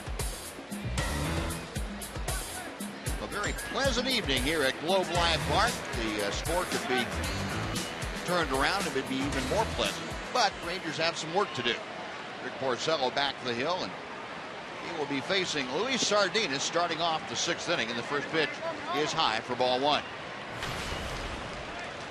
Sardinas grounded out to Miguel Cabrera at first. That was in the third inning. Porcello back to the plate. And he pours a fastball right through there. 1-1 the count.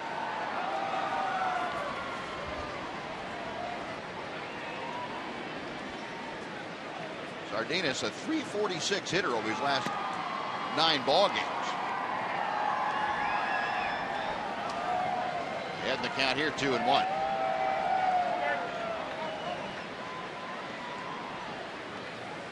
What Sardinas is doing for this ball club is not an easy task for any player, but let alone a kid that's 21 years old, being able to play third base, second base, shortstop, and then still play consistent defense. He's come up through the minor leagues as, you know, the short time that he's been in the minor leagues as an everyday shortstop. And now all of a sudden he's playing a couple of positions that are different and doing it at the big league level and doing it pretty well. Yeah, he really is. 2-2 pitch is laced foul down the left side. We'll come back and try it again.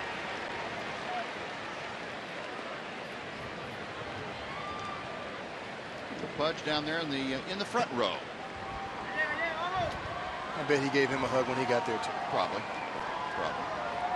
Left here, barely we were lucky to get a handshake from him. Up the middle into center field, a base hit for Sardinas. Luis fighting from down in the count, able to get aboard to start the Rangers' 6th. 1 on, nobody out for the top of the order, Leonis Martin.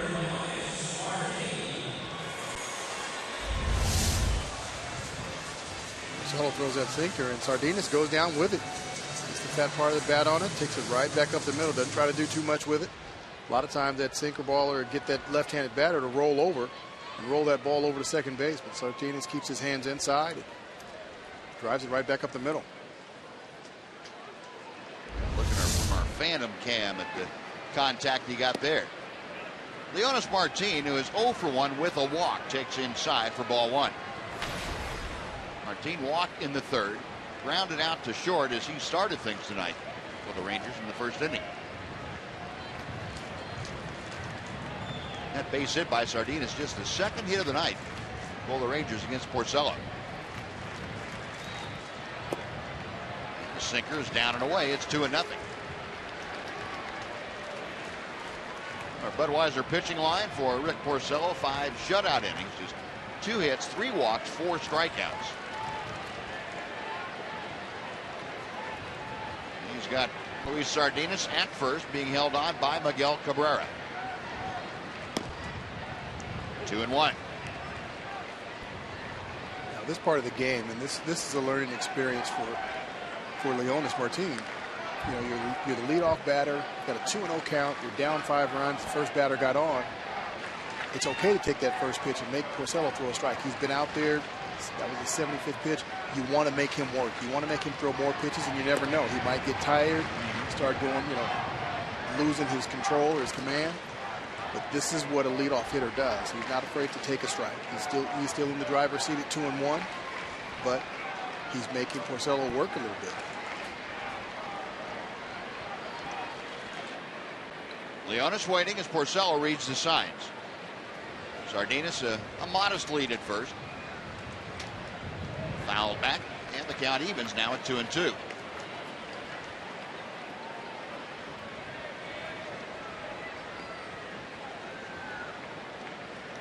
Martin currently hitting at .269 as he faces Porcello. 1 on, nobody out. The Rangers' 6th inning. A 5-0 Detroit lead. Sardinas on a shot down the right field line, so the amount of lead that the young man gets. The 2-2 pitch. Count will be full. So Martin, with nobody out, trying to get aboard to join Sardinas. Elvis Andrus, the Rangers shortstop, waits to be next. Rangers really haven't been able to mount any kind of a rally against Porcello. They had 2 on, but with 2 outs in the first inning. It's the only inning that they have had 2 aboard at the same time. There goes Sardinas. The pitch is looped to left field. That is a base hit. Sardinas will stop at second as he couldn't locate the ball very quickly. That's okay. 2 aboard, nobody out, and Elvis coming up. Great at bat by Martin. Took Rick Porcello to a full count and then drops a base hit into left field. This is that time of the game. This is a great experience, and this is something that he can take and build on.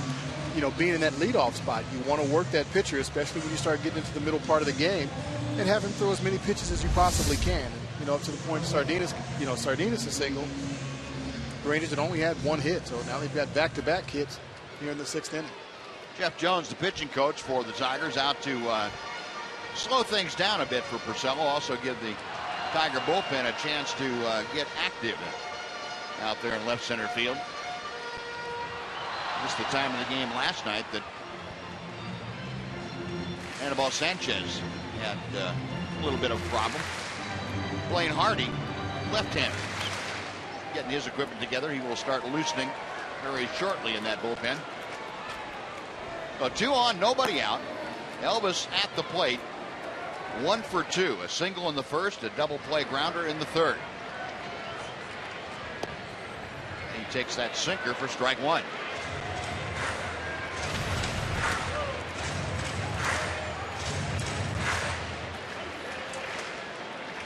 Elvis again has that right side open just a little bit. Even though Cabrera's not holding him on, I think they're trying to move him off the line a little bit. Porcello, a check of second. To Kinsler. The second, back to first, the double play, 4-6-3.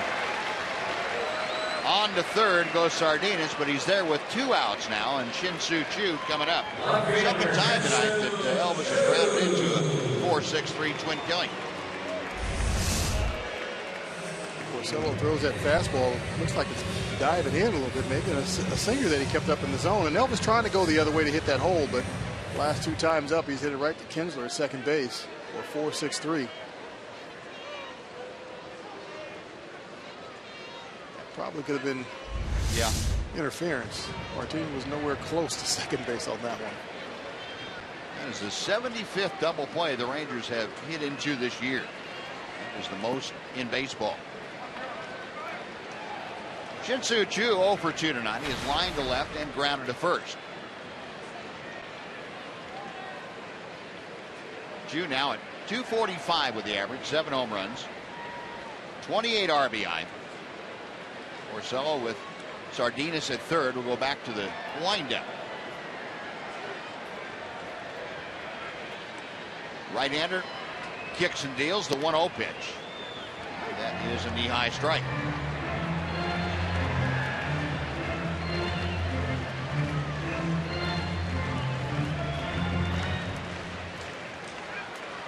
Choo suffering through a very difficult June. He came in hitting just 147. Ripping this here, it's 1-2.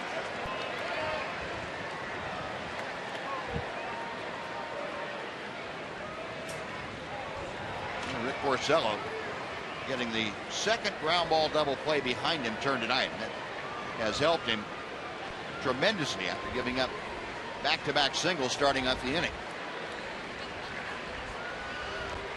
Next pitch to Choo. 2 balls, 2 strikes.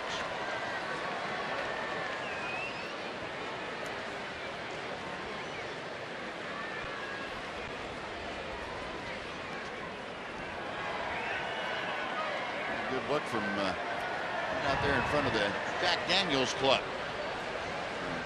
Roving RF camera. Got him swinging. Porcello, the double play and a strikeout. Rangers get 2 hits but strand 1. We're going to the 7th inning. It remains the Tigers 5 and the Rangers nothing.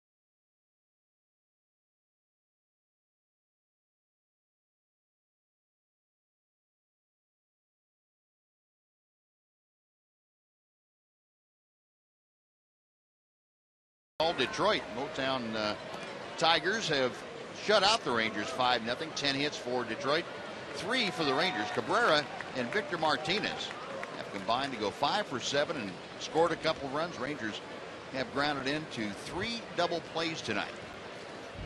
And that has really put a crimp in their offensive style. Pretty difficult to get things going when you're erasing a base runner and a hitter on the same pitch. No, Victor Martinez made the last out of the 6th inning. That brings up J.D. Martinez to start the 7th against Scott Baker.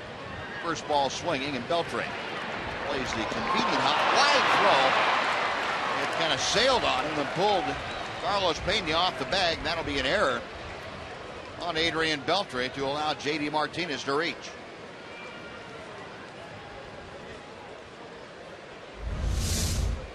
Beltre in between hops, plays it off to the side, does a great job there. Sets up and fires and just pulls Pena off the bag a little bit. Does a great job getting that short hop. Seems to get a good grip on it. Just held on to it just a little bit too long. You look at that. Look at those eyes. You always want to look at those eyes and see how big they get when the ball's going into the glove or the ball's about to hit the bat.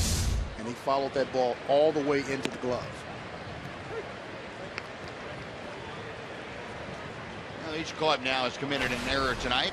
1 on, nobody out. Nick Castellanos takes strike 1. Castellanos 2 for 3, a single and a double. He has scored a couple of runs. Hitting at .268. Let's see if Scott Baker can pull off the double play grounder. Inside, 1 ball, 1 strike.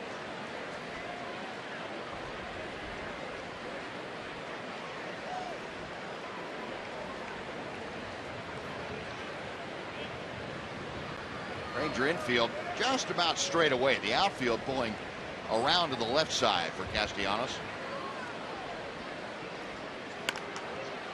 Right down the third baseline and fouls. He goes by the bag, just in foul territory. And the count moves to 1-2. Now Scott Baker, who had that 7-pitch 5th inning, backed it up with a 9-pitch 6th inning. A double play right here would help him tremendously in his pitch count in this frame. Got J.D. Martinez at first. Carlos Pena holding him on. Omar Vizquel, the ageless one down there, coaching at first. Inside, 2-2.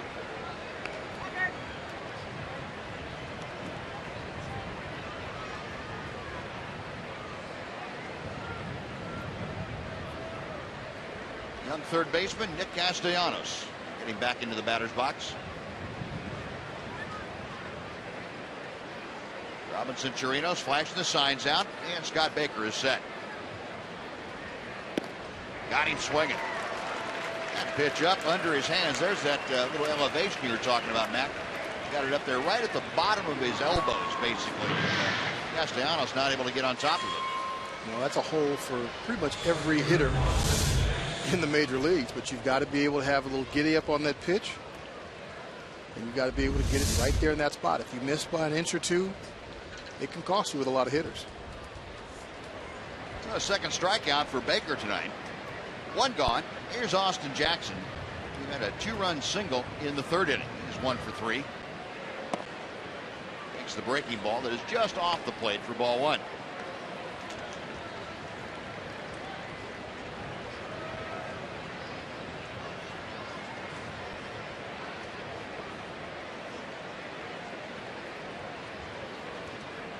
Jackson hitting out a slightly open stance. Baker's pitch is a breaking ball that catches the inside corner. 1-1. And Scott Baker has been pretty tough tonight. He has calmed things down, just exactly what you would hope for a long man to do. 4 innings of work. There's 4 hits. He did give up the 1 run. That was back in the 4th inning. Hasn't walked anybody. Has struck out a pair. 1-1 pitch coming to Jackson. 1-2.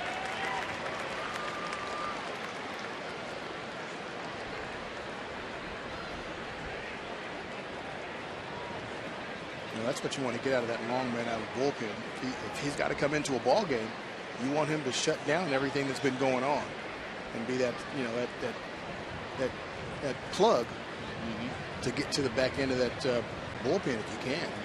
You know, you typically want him to go 4 or 5 innings, maybe even 6 if you need him. But Baker's done a tremendous job tonight. Yeah, I think that's probably the toughest job there is in the bullpen, at least to me, because you're always coming into games when things are not going well for your club. I mean, they've gotten out of hand for the starter or the whoever was in there first from the bullpen is having trouble, and you're asked to put a stop to what's going on, to a hot swinging club probably, and then to pitch multiple innings.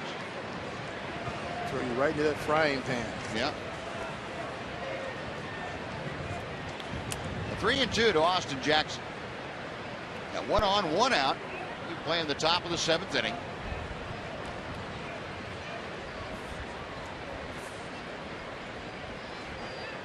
Scott Baker in his 4th full inning of work. Sets at the shoulders. Payoff pitch hit well to center field. Leonis Martin retreating, stops in front of the warning track and puts it away back to first. J.D. Martinez. That is out number 2. And it'll bring up Alex Avila. Well, Saturday, your Rangers are back on Fox Sports 1 when they host the Minnesota Twins. Coverage begins at 2:30 p.m. Then at 6 p.m., it's Baseball Night in America on Fox as the Yankees meet the Red Sox. It all begins at 2:30 in the afternoon on Sunday on Fox Sports 1 and streaming live on Fox Sports Go.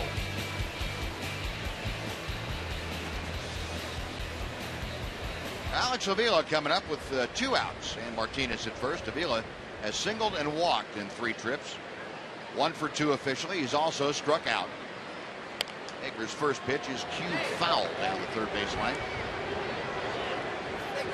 Scott pulling the string a bit, and he had Avila out in front of that pitch.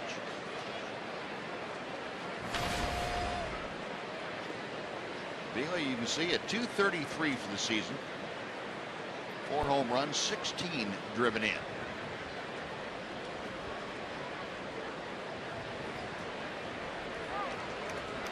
'27-year-old from Florida. Goes after the next pitch. It's a slow roller down to Carlos Pena. He will take it to the bag, and that'll do it for the Tigers in the 7th. No runs, no hits. The error stranded 1. It's stretch time at the ballpark. The Tigers lead the Rangers 5-0 on Fox Sports Southwest.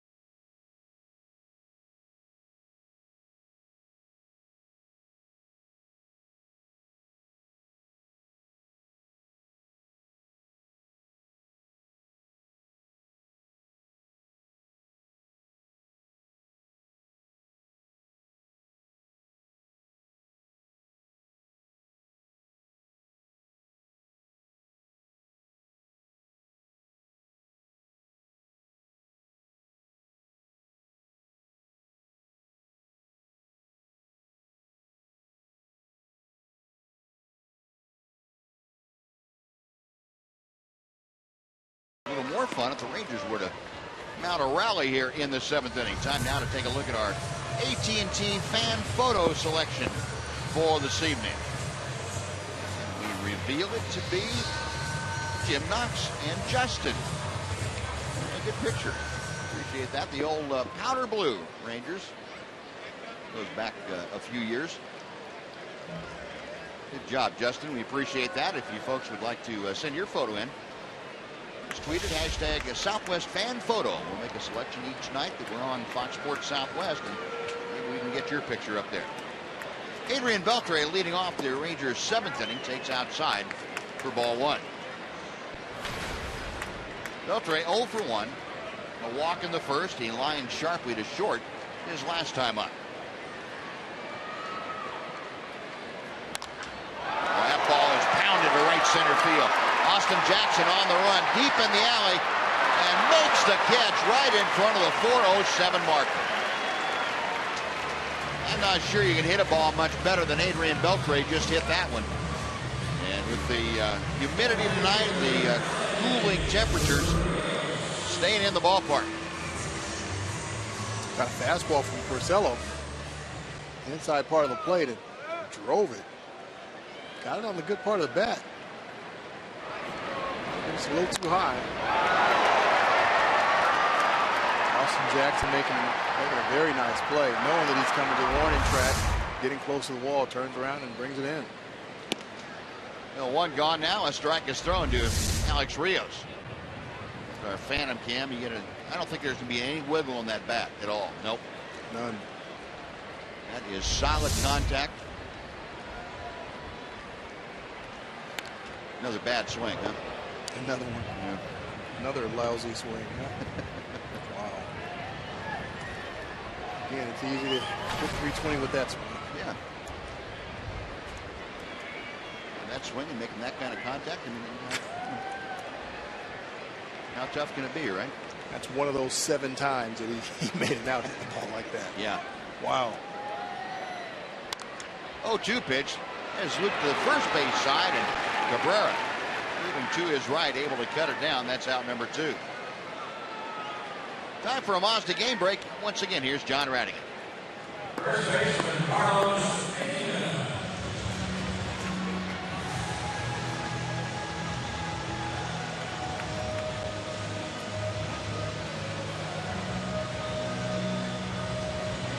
All right, John, thank you. Ouch. That's, I don't think that occurred as a possibility to too many folks, at least, say, north of College Station, that would happen this year. No. You know, I think we all knew the Astros were going to be better. Carlos Baena rips one and pulls it foul to right. But I think if you look back and say, you know, at this point, going into June, the end of June, the Rangers and the Astros would have the same amount of wins. I don't think he would have found any takers.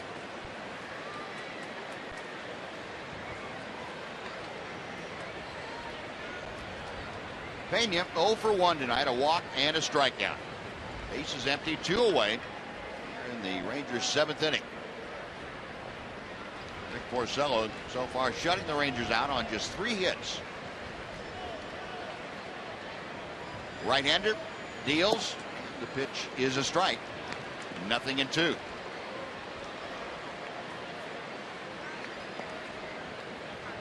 Carlos Pena getting back in that batter's box.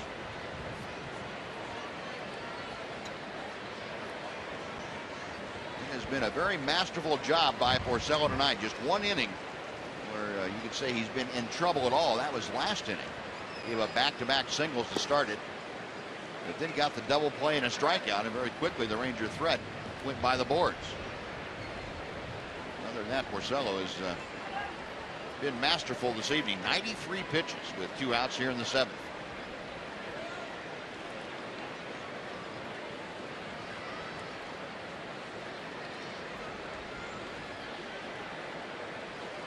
The 1-2 pitch got him swinging. Didn't get it where he wanted to, but got the result he was looking for. Porcello with his 6th strikeout of the night. The Rangers are gone in order. We've finished 7. Tigers leading the Rangers 5-0.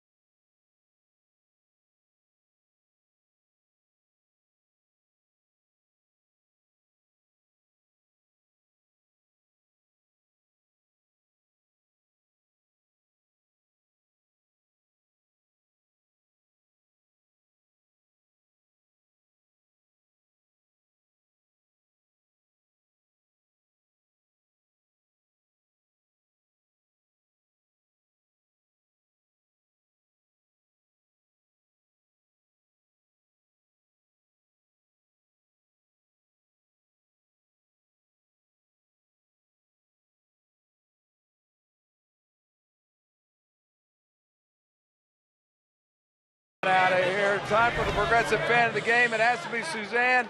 Retirement party. 38 years she's been working the Irving ISD School District, a teacher. Can you believe it's finally here? Absolutely. Absolutely. Yes. Any way you go back? No, I'm going to go out with watching the Ranger game. There we go. Okay. Now what are you going to do now? I'm going to learn to play golf. Bought myself a set of golf clubs. Going to play golf. There we go. Congratulations. Here's the progressive fan of the game shirt and happy retirement. There you go.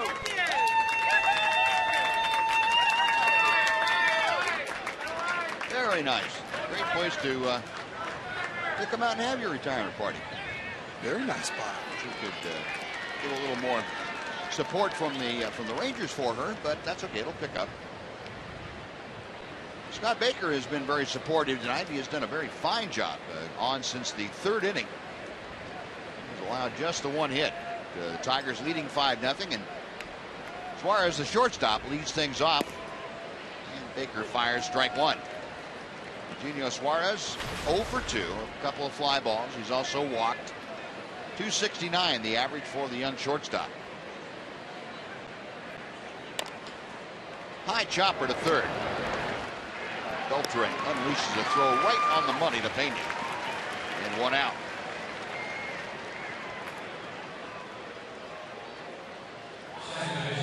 Now back to the top of the order. Ian Kinsler up for his 5th plate appearance tonight. Kinsler 1 for 3 officially. He's walked and singled. He's also driven in his 39th run of the year.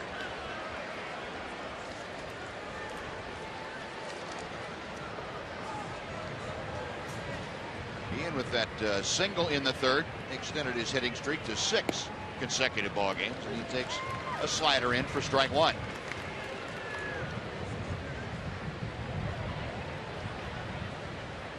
Kinsler on their series now 5 for 11.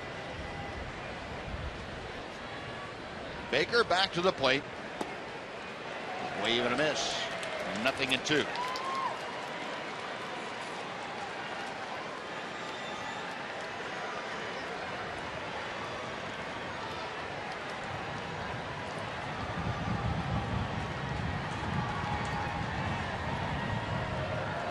Baker winds, and the pitch. A ball and 2 strikes. Well, the Tigers tonight able to score 1 in the second, 3 in the third, and 1 in the fourth. It has been the sum total of their offense. They put pressure on just once to Scott Baker. That was the inning they scored a run after back-to-back hits started the inning. But other than that, Baker has had things under control very nicely. It's been pretty solid, keeping him off balance. So he had Kinsler way out front on a curveball going off the plate. Gave up a hit to Cabrera, but he got the pitch anywhere he wanted to. And there's a base hit for Kinsler up the middle. To cut it off, Leonis Martin. And Ian Kinsler with his 31st multiple hit game, his 5th in a row. He's now 2 for 4 tonight. Well, he is on some kind of streak, and batting average now well up over 300.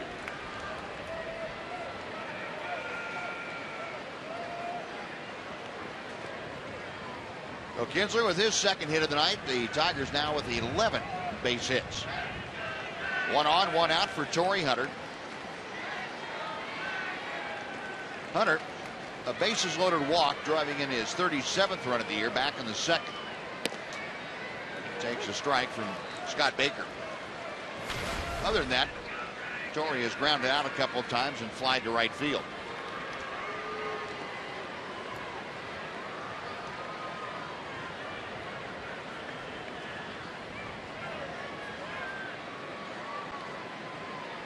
Baker being asked to make a throw to first. Saw Robinson Chirinos give that little flick of the thumb. That's when a catcher wants you to throw over to first base so he can not worry about you throwing to the plate. He can watch the base runner himself. See what he's doing. A little embarrassing though to cross that up and have the catcher looking at first and you throw a pitch. to right field. Alex Rios started back now. Has to fight the lights. There's that line drive at just exactly the wrong height. It's into the bank of lights, and a good job by Alex Rios. He's going to look at the scoreboard and see up at the big video board and watch himself again. You know, a lot of people are saying, well, what lights? The lights are up high. Well, no, they're really not. When you have a line drive, a low line drive hit to the corners like that, there are lights that go around the stadium, the top of the stadium. It's right there at eye level for that outfielder on the corners, not so much the center fielder, because there are no lights right up behind home plate. But on the corners, it can be very, very difficult to catch that ball. Miguel Cabrera drives one to deep left field. Chew back, he can't get it, it's off the wall. Around third is Kinsler, he will score. Into second with a booming RBI double. Miguel Cabrera makes it a 6-0 Tiger lead.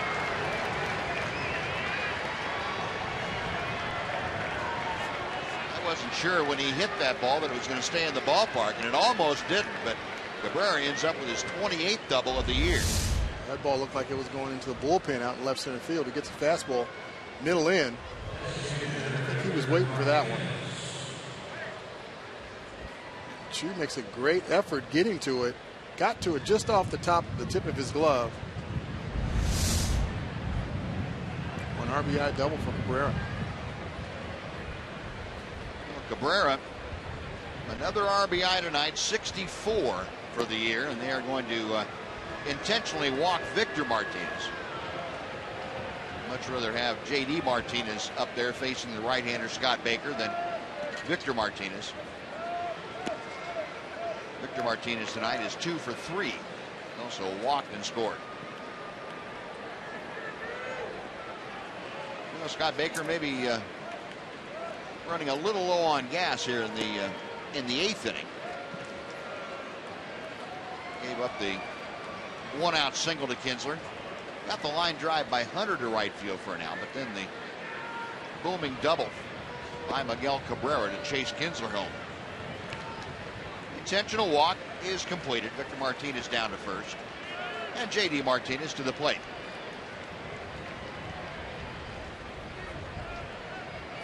J.D. Martinez tonight is 0 for 3. Did have a sacrifice fly, as you can see, back in the 4th inning. That drove in his 32nd run of the year. Runners at first and second with 2 outs.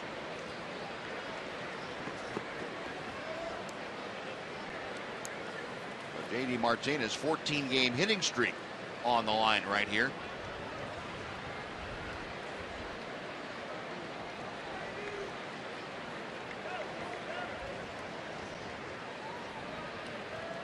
Baker okays the signs. Got a check of second. The pitch almost went to the backstop. It looked like Chirinos was crossed up on the pitch. Looked like he might have been expecting a breaking ball. Watch how he stabs this thing. Yes, he was. He was ready to go down and away with his glove, and the target, his whole body was going in that direction. All of a sudden, that ball stayed up, so he was lucky to get a glove on it. Well, usually you get crossed up, you're expecting a breaking ball, and you get the fastball. Normally, that ball's back to the screen. If you go the other way, if you're thinking a fastball and you get a breaking ball, it's a little easier to adjust. Right. Same thing about hitting it. If you're looking for a fastball and you get a breaking ball, you can make the adjustment. But if you're looking for an off-speed pitch, breaking ball, and you get a fastball, not much of a chance. Foul tip by J.D. Martinez. The count evens at a ball and a strike.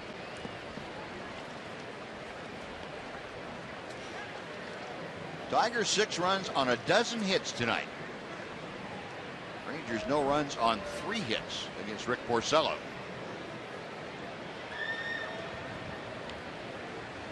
Baker a check of second, the 1-1.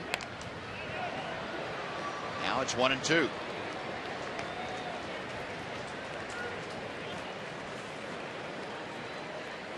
This is the last meeting of the year between these two teams. Rangers and Tigers were dead even at 3 apiece. Rangers took 3 out of 4 in Detroit, and so far the Tigers have won the first 2 in this series and are threatening to make it a 3-game sweep. Rangers had good success against Detroit over the last several years. Ground ball slowly hit out to short, and a little flip onto Sardinas. The force out ends the Tiger 8th with a score run on 2 hits and leave 2. Rangers come to bat in the bottom of the 8th inning. Chirinos, Choice, and Sardinas trailing 6-0.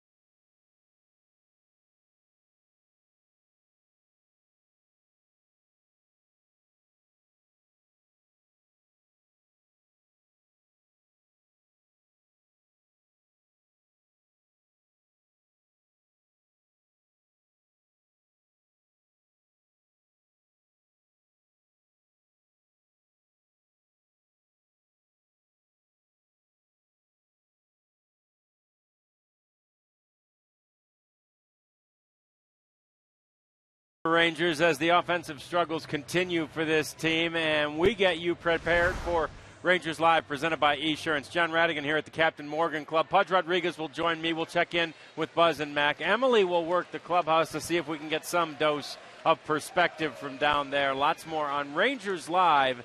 It's presented by Esurance. Buzz and Mac, it comes your way right after the game. All right, John, thank you. Yeah, Rick Porcello back out to the mound. He will face the bottom third of the Ranger order here in the 8th inning. Robinson Chirinos leading off and takes strike 1. Chirinos has struck out both times that he has faced Porcello this evening. Rangers with only 3 hits. Not had a base runner in a couple of innings. Suarez gobbles that up and fires to first. Chirinos is gone. Now Michael Choice. Yeah, watching Eugenio Suarez at short, a pretty impressive young man. Very impressive young man. Talked to Omar Vizquel before the game today. He said this kid got some skills. Great hands, great arm, great range, a great sense of the game. And anytime you've got that man right there, giving you his knowledge on how to play the shortstop position, you are a pretty lucky player. Probably helps a little bit, huh? Just a little bit. He might know a thing or two. I mean, you probably don't have to question the information he gives you. You know, if you're going to question it, you probably want to look at the back of his bubblegum card. And after you read that, then you might, you know, if you've got questions, then somebody should probably show you the door. Yeah. He was around so long, he had a 5-page bubblegum card. Wow. 1-1, the count to Michael Choice. Now 1-2. Joyce tonight has grounded out twice. And while Michael's up there, let's sit down and check in with Emily Jones. Em? You guys were talking about Omar Vizquel, and I spoke with him a little bit too before batting practice today, and he made the joke that he doesn't know what to do with all of his time now as a coach, and he feels like he's gaining too much weight because he just hangs around the clubhouse and eats all the time. And I said, you still look like you could, you know, play if you needed to. And he said, I don't know. I feel like I've, you know, kind of packed on the pounds since he's not doing the rigorous player routine of a major league schedule, just a coach now.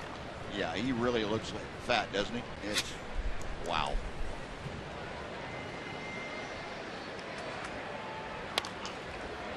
Porcello is kind of a double clutch, and then he throws a high sinker over to Cabrera for the out. Rick Porcello had to do a double take to make sure he had the ball in his glove. Our Jimmy John's Freaky Fast feature of the evening, the Freaky Fast delivery, Rick Porcello. And he has just been outstanding tonight. Boy, a heavy, heavy sinker. He has punched out 6 Rangers this evening. He's allowed just 3 hits in his 7 2/3 innings of work so far. 101 pitches. And he deals to Luis Sardinas, who had a base hit his last time up. Sardinas 1 for 2 tonight. 290 the average. The 21-year-old. Check swing on the pitch. It was up. 1-1.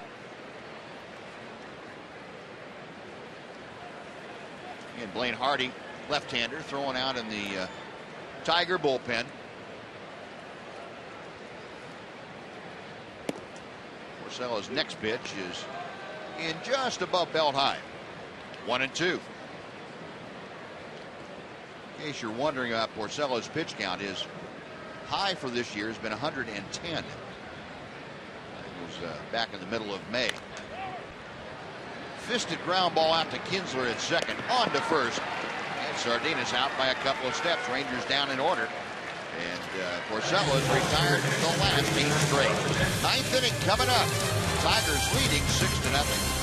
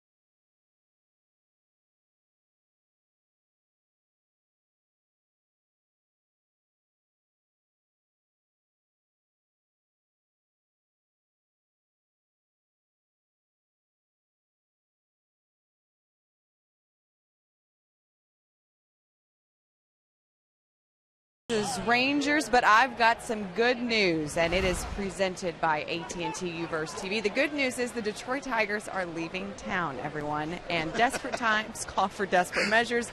I'm guaranteeing a win tomorrow against the Minnesota Twins. Yes, you heard me right.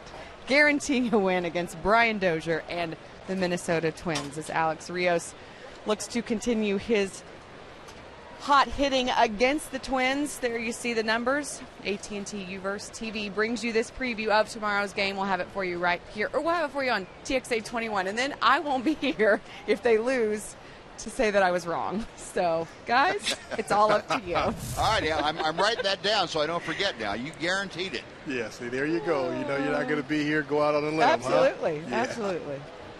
Yeah, you will recall I am 1 for 1 in guarantees so far this season. Nick Castellanos, first ball swinging. He will sky out for the first out of the 9th inning. 1 pitch, 1 away. Austin Jackson is next. So you're putting your streak on the line. Is that right, Emily? That's what we got. That's what we got going. That's good. I am. I feel confident in it. Okay. 2 for 2. That's going to be Nick Tepish and Kevin Correa tomorrow night. Okay. Here's Austin Jackson, who is 1 for 4 tonight. And he takes that fastball from Scott Baker in for strike 1. Boy, what a job Baker has done tonight. Just a couple of runs. He's going to work 6+ innings here this evening. 0-1 pitch. And that's chopped foul outside third. No balls and 2 strikes.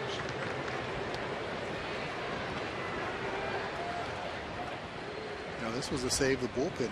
Yeah. Scott Baker came out, did a tremendous job. Like I said, 6+ innings, 6 hits, a couple of runs.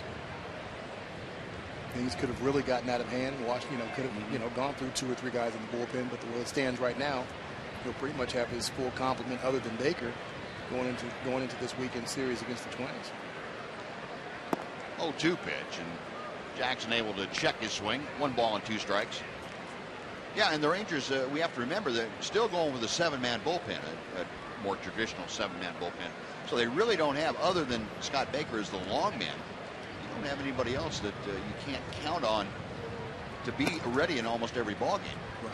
The matchup guys, and you've got the 7th and 8th inning guys and all that. Of course, Soria, the closer, is there.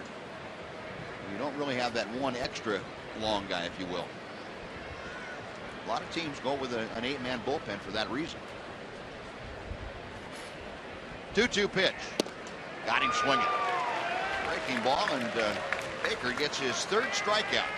2 gone here in the 9th, and Alex Avila will trot to the plate.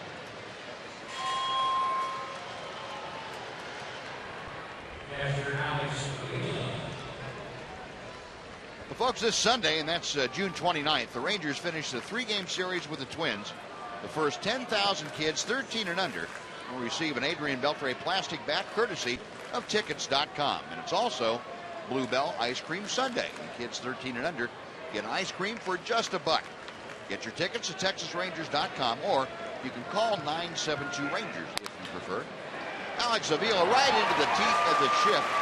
A line drive, and Luis Sardinas is there, and that'll do it. So Baker works a 1-2-3 ninth. Rangers will leave it up to Martin, Andrus, and Chu when we come back. 6-0 Detroit.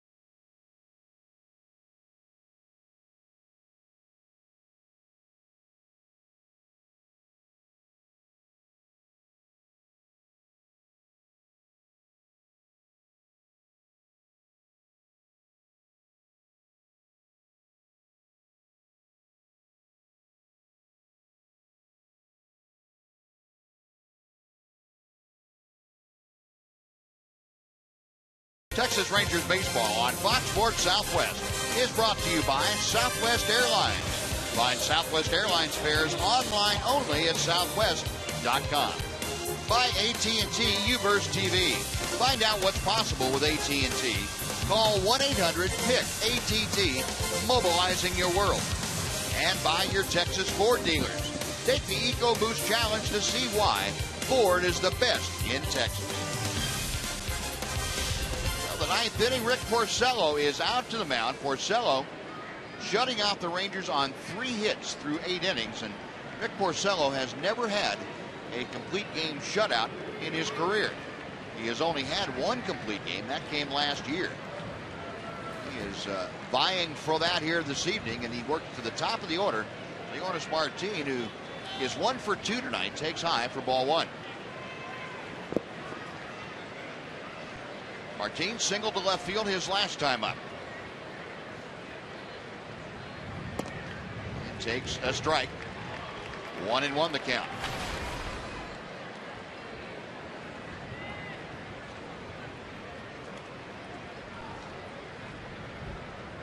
Porcello back to the plate. And a pop foul will reach the seats. The count moves to 1-2.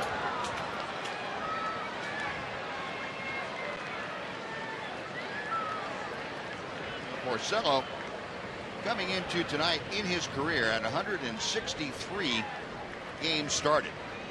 1 complete game, no shutouts.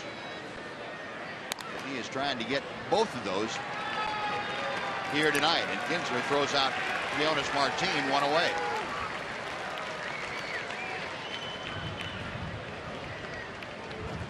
Porcello spinning up a dandy against the Rangers here tonight. Tigers threatening to run the Rangers streak to 8 consecutive losses, and we're talking about now getting into historical areas for the Rangers. You have to go back to 2005 to find the last time that the Rangers had an 8-game losing streak. Pitch to Elvis at the knees for strike 1. Last time they lost 8 in a row was back in August of 2005. That was when Buck Showalter was in his last year as skipper. 0-1 pitch to Elvis. Chopper to the left side. Suarez on to first. 2 gone. There's some great communication there on that play there. Castellanos was coming across. It looked as though Suarez told him, he said, hey, I've got it. And he just moved his glove out of the way, and Suarez was right there. And you can tell that because he wasn't surprised by the ball coming to him. So good play on the left side of the infield. A couple of 22-year-olds over there doing that pretty well. Career low hit game. You saw 7 hits for Porcello. He is working on a 3-hit shutout here tonight against the Rangers. And Shin-Soo Choo, the last hope for Texas, 0 for 3 tonight. Porcello's 1-0 pitch is just off the plate. It is 2-0.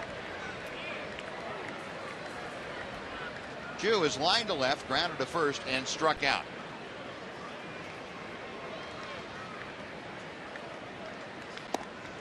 And there's a fastball for a strike. 2-1. Rick Porcello, already a 9-game winner, looking for win number 10 here tonight. And Choo squirts one down to third. Castellanos across the diamond, and Rick Porcello has shut out the Rangers on 3 hits tonight. A career best performance, a complete game shutout. Just 3 hits allowed, and Porcello wins his 10th ball game in style, and he extends the Ranger losing streak to 8 straight ball games. The final here tonight, the Tigers 6 and the Rangers nothing. We'll be back on the other side of the break for John Radigan and Fudge Rodriguez to wrap things up for you.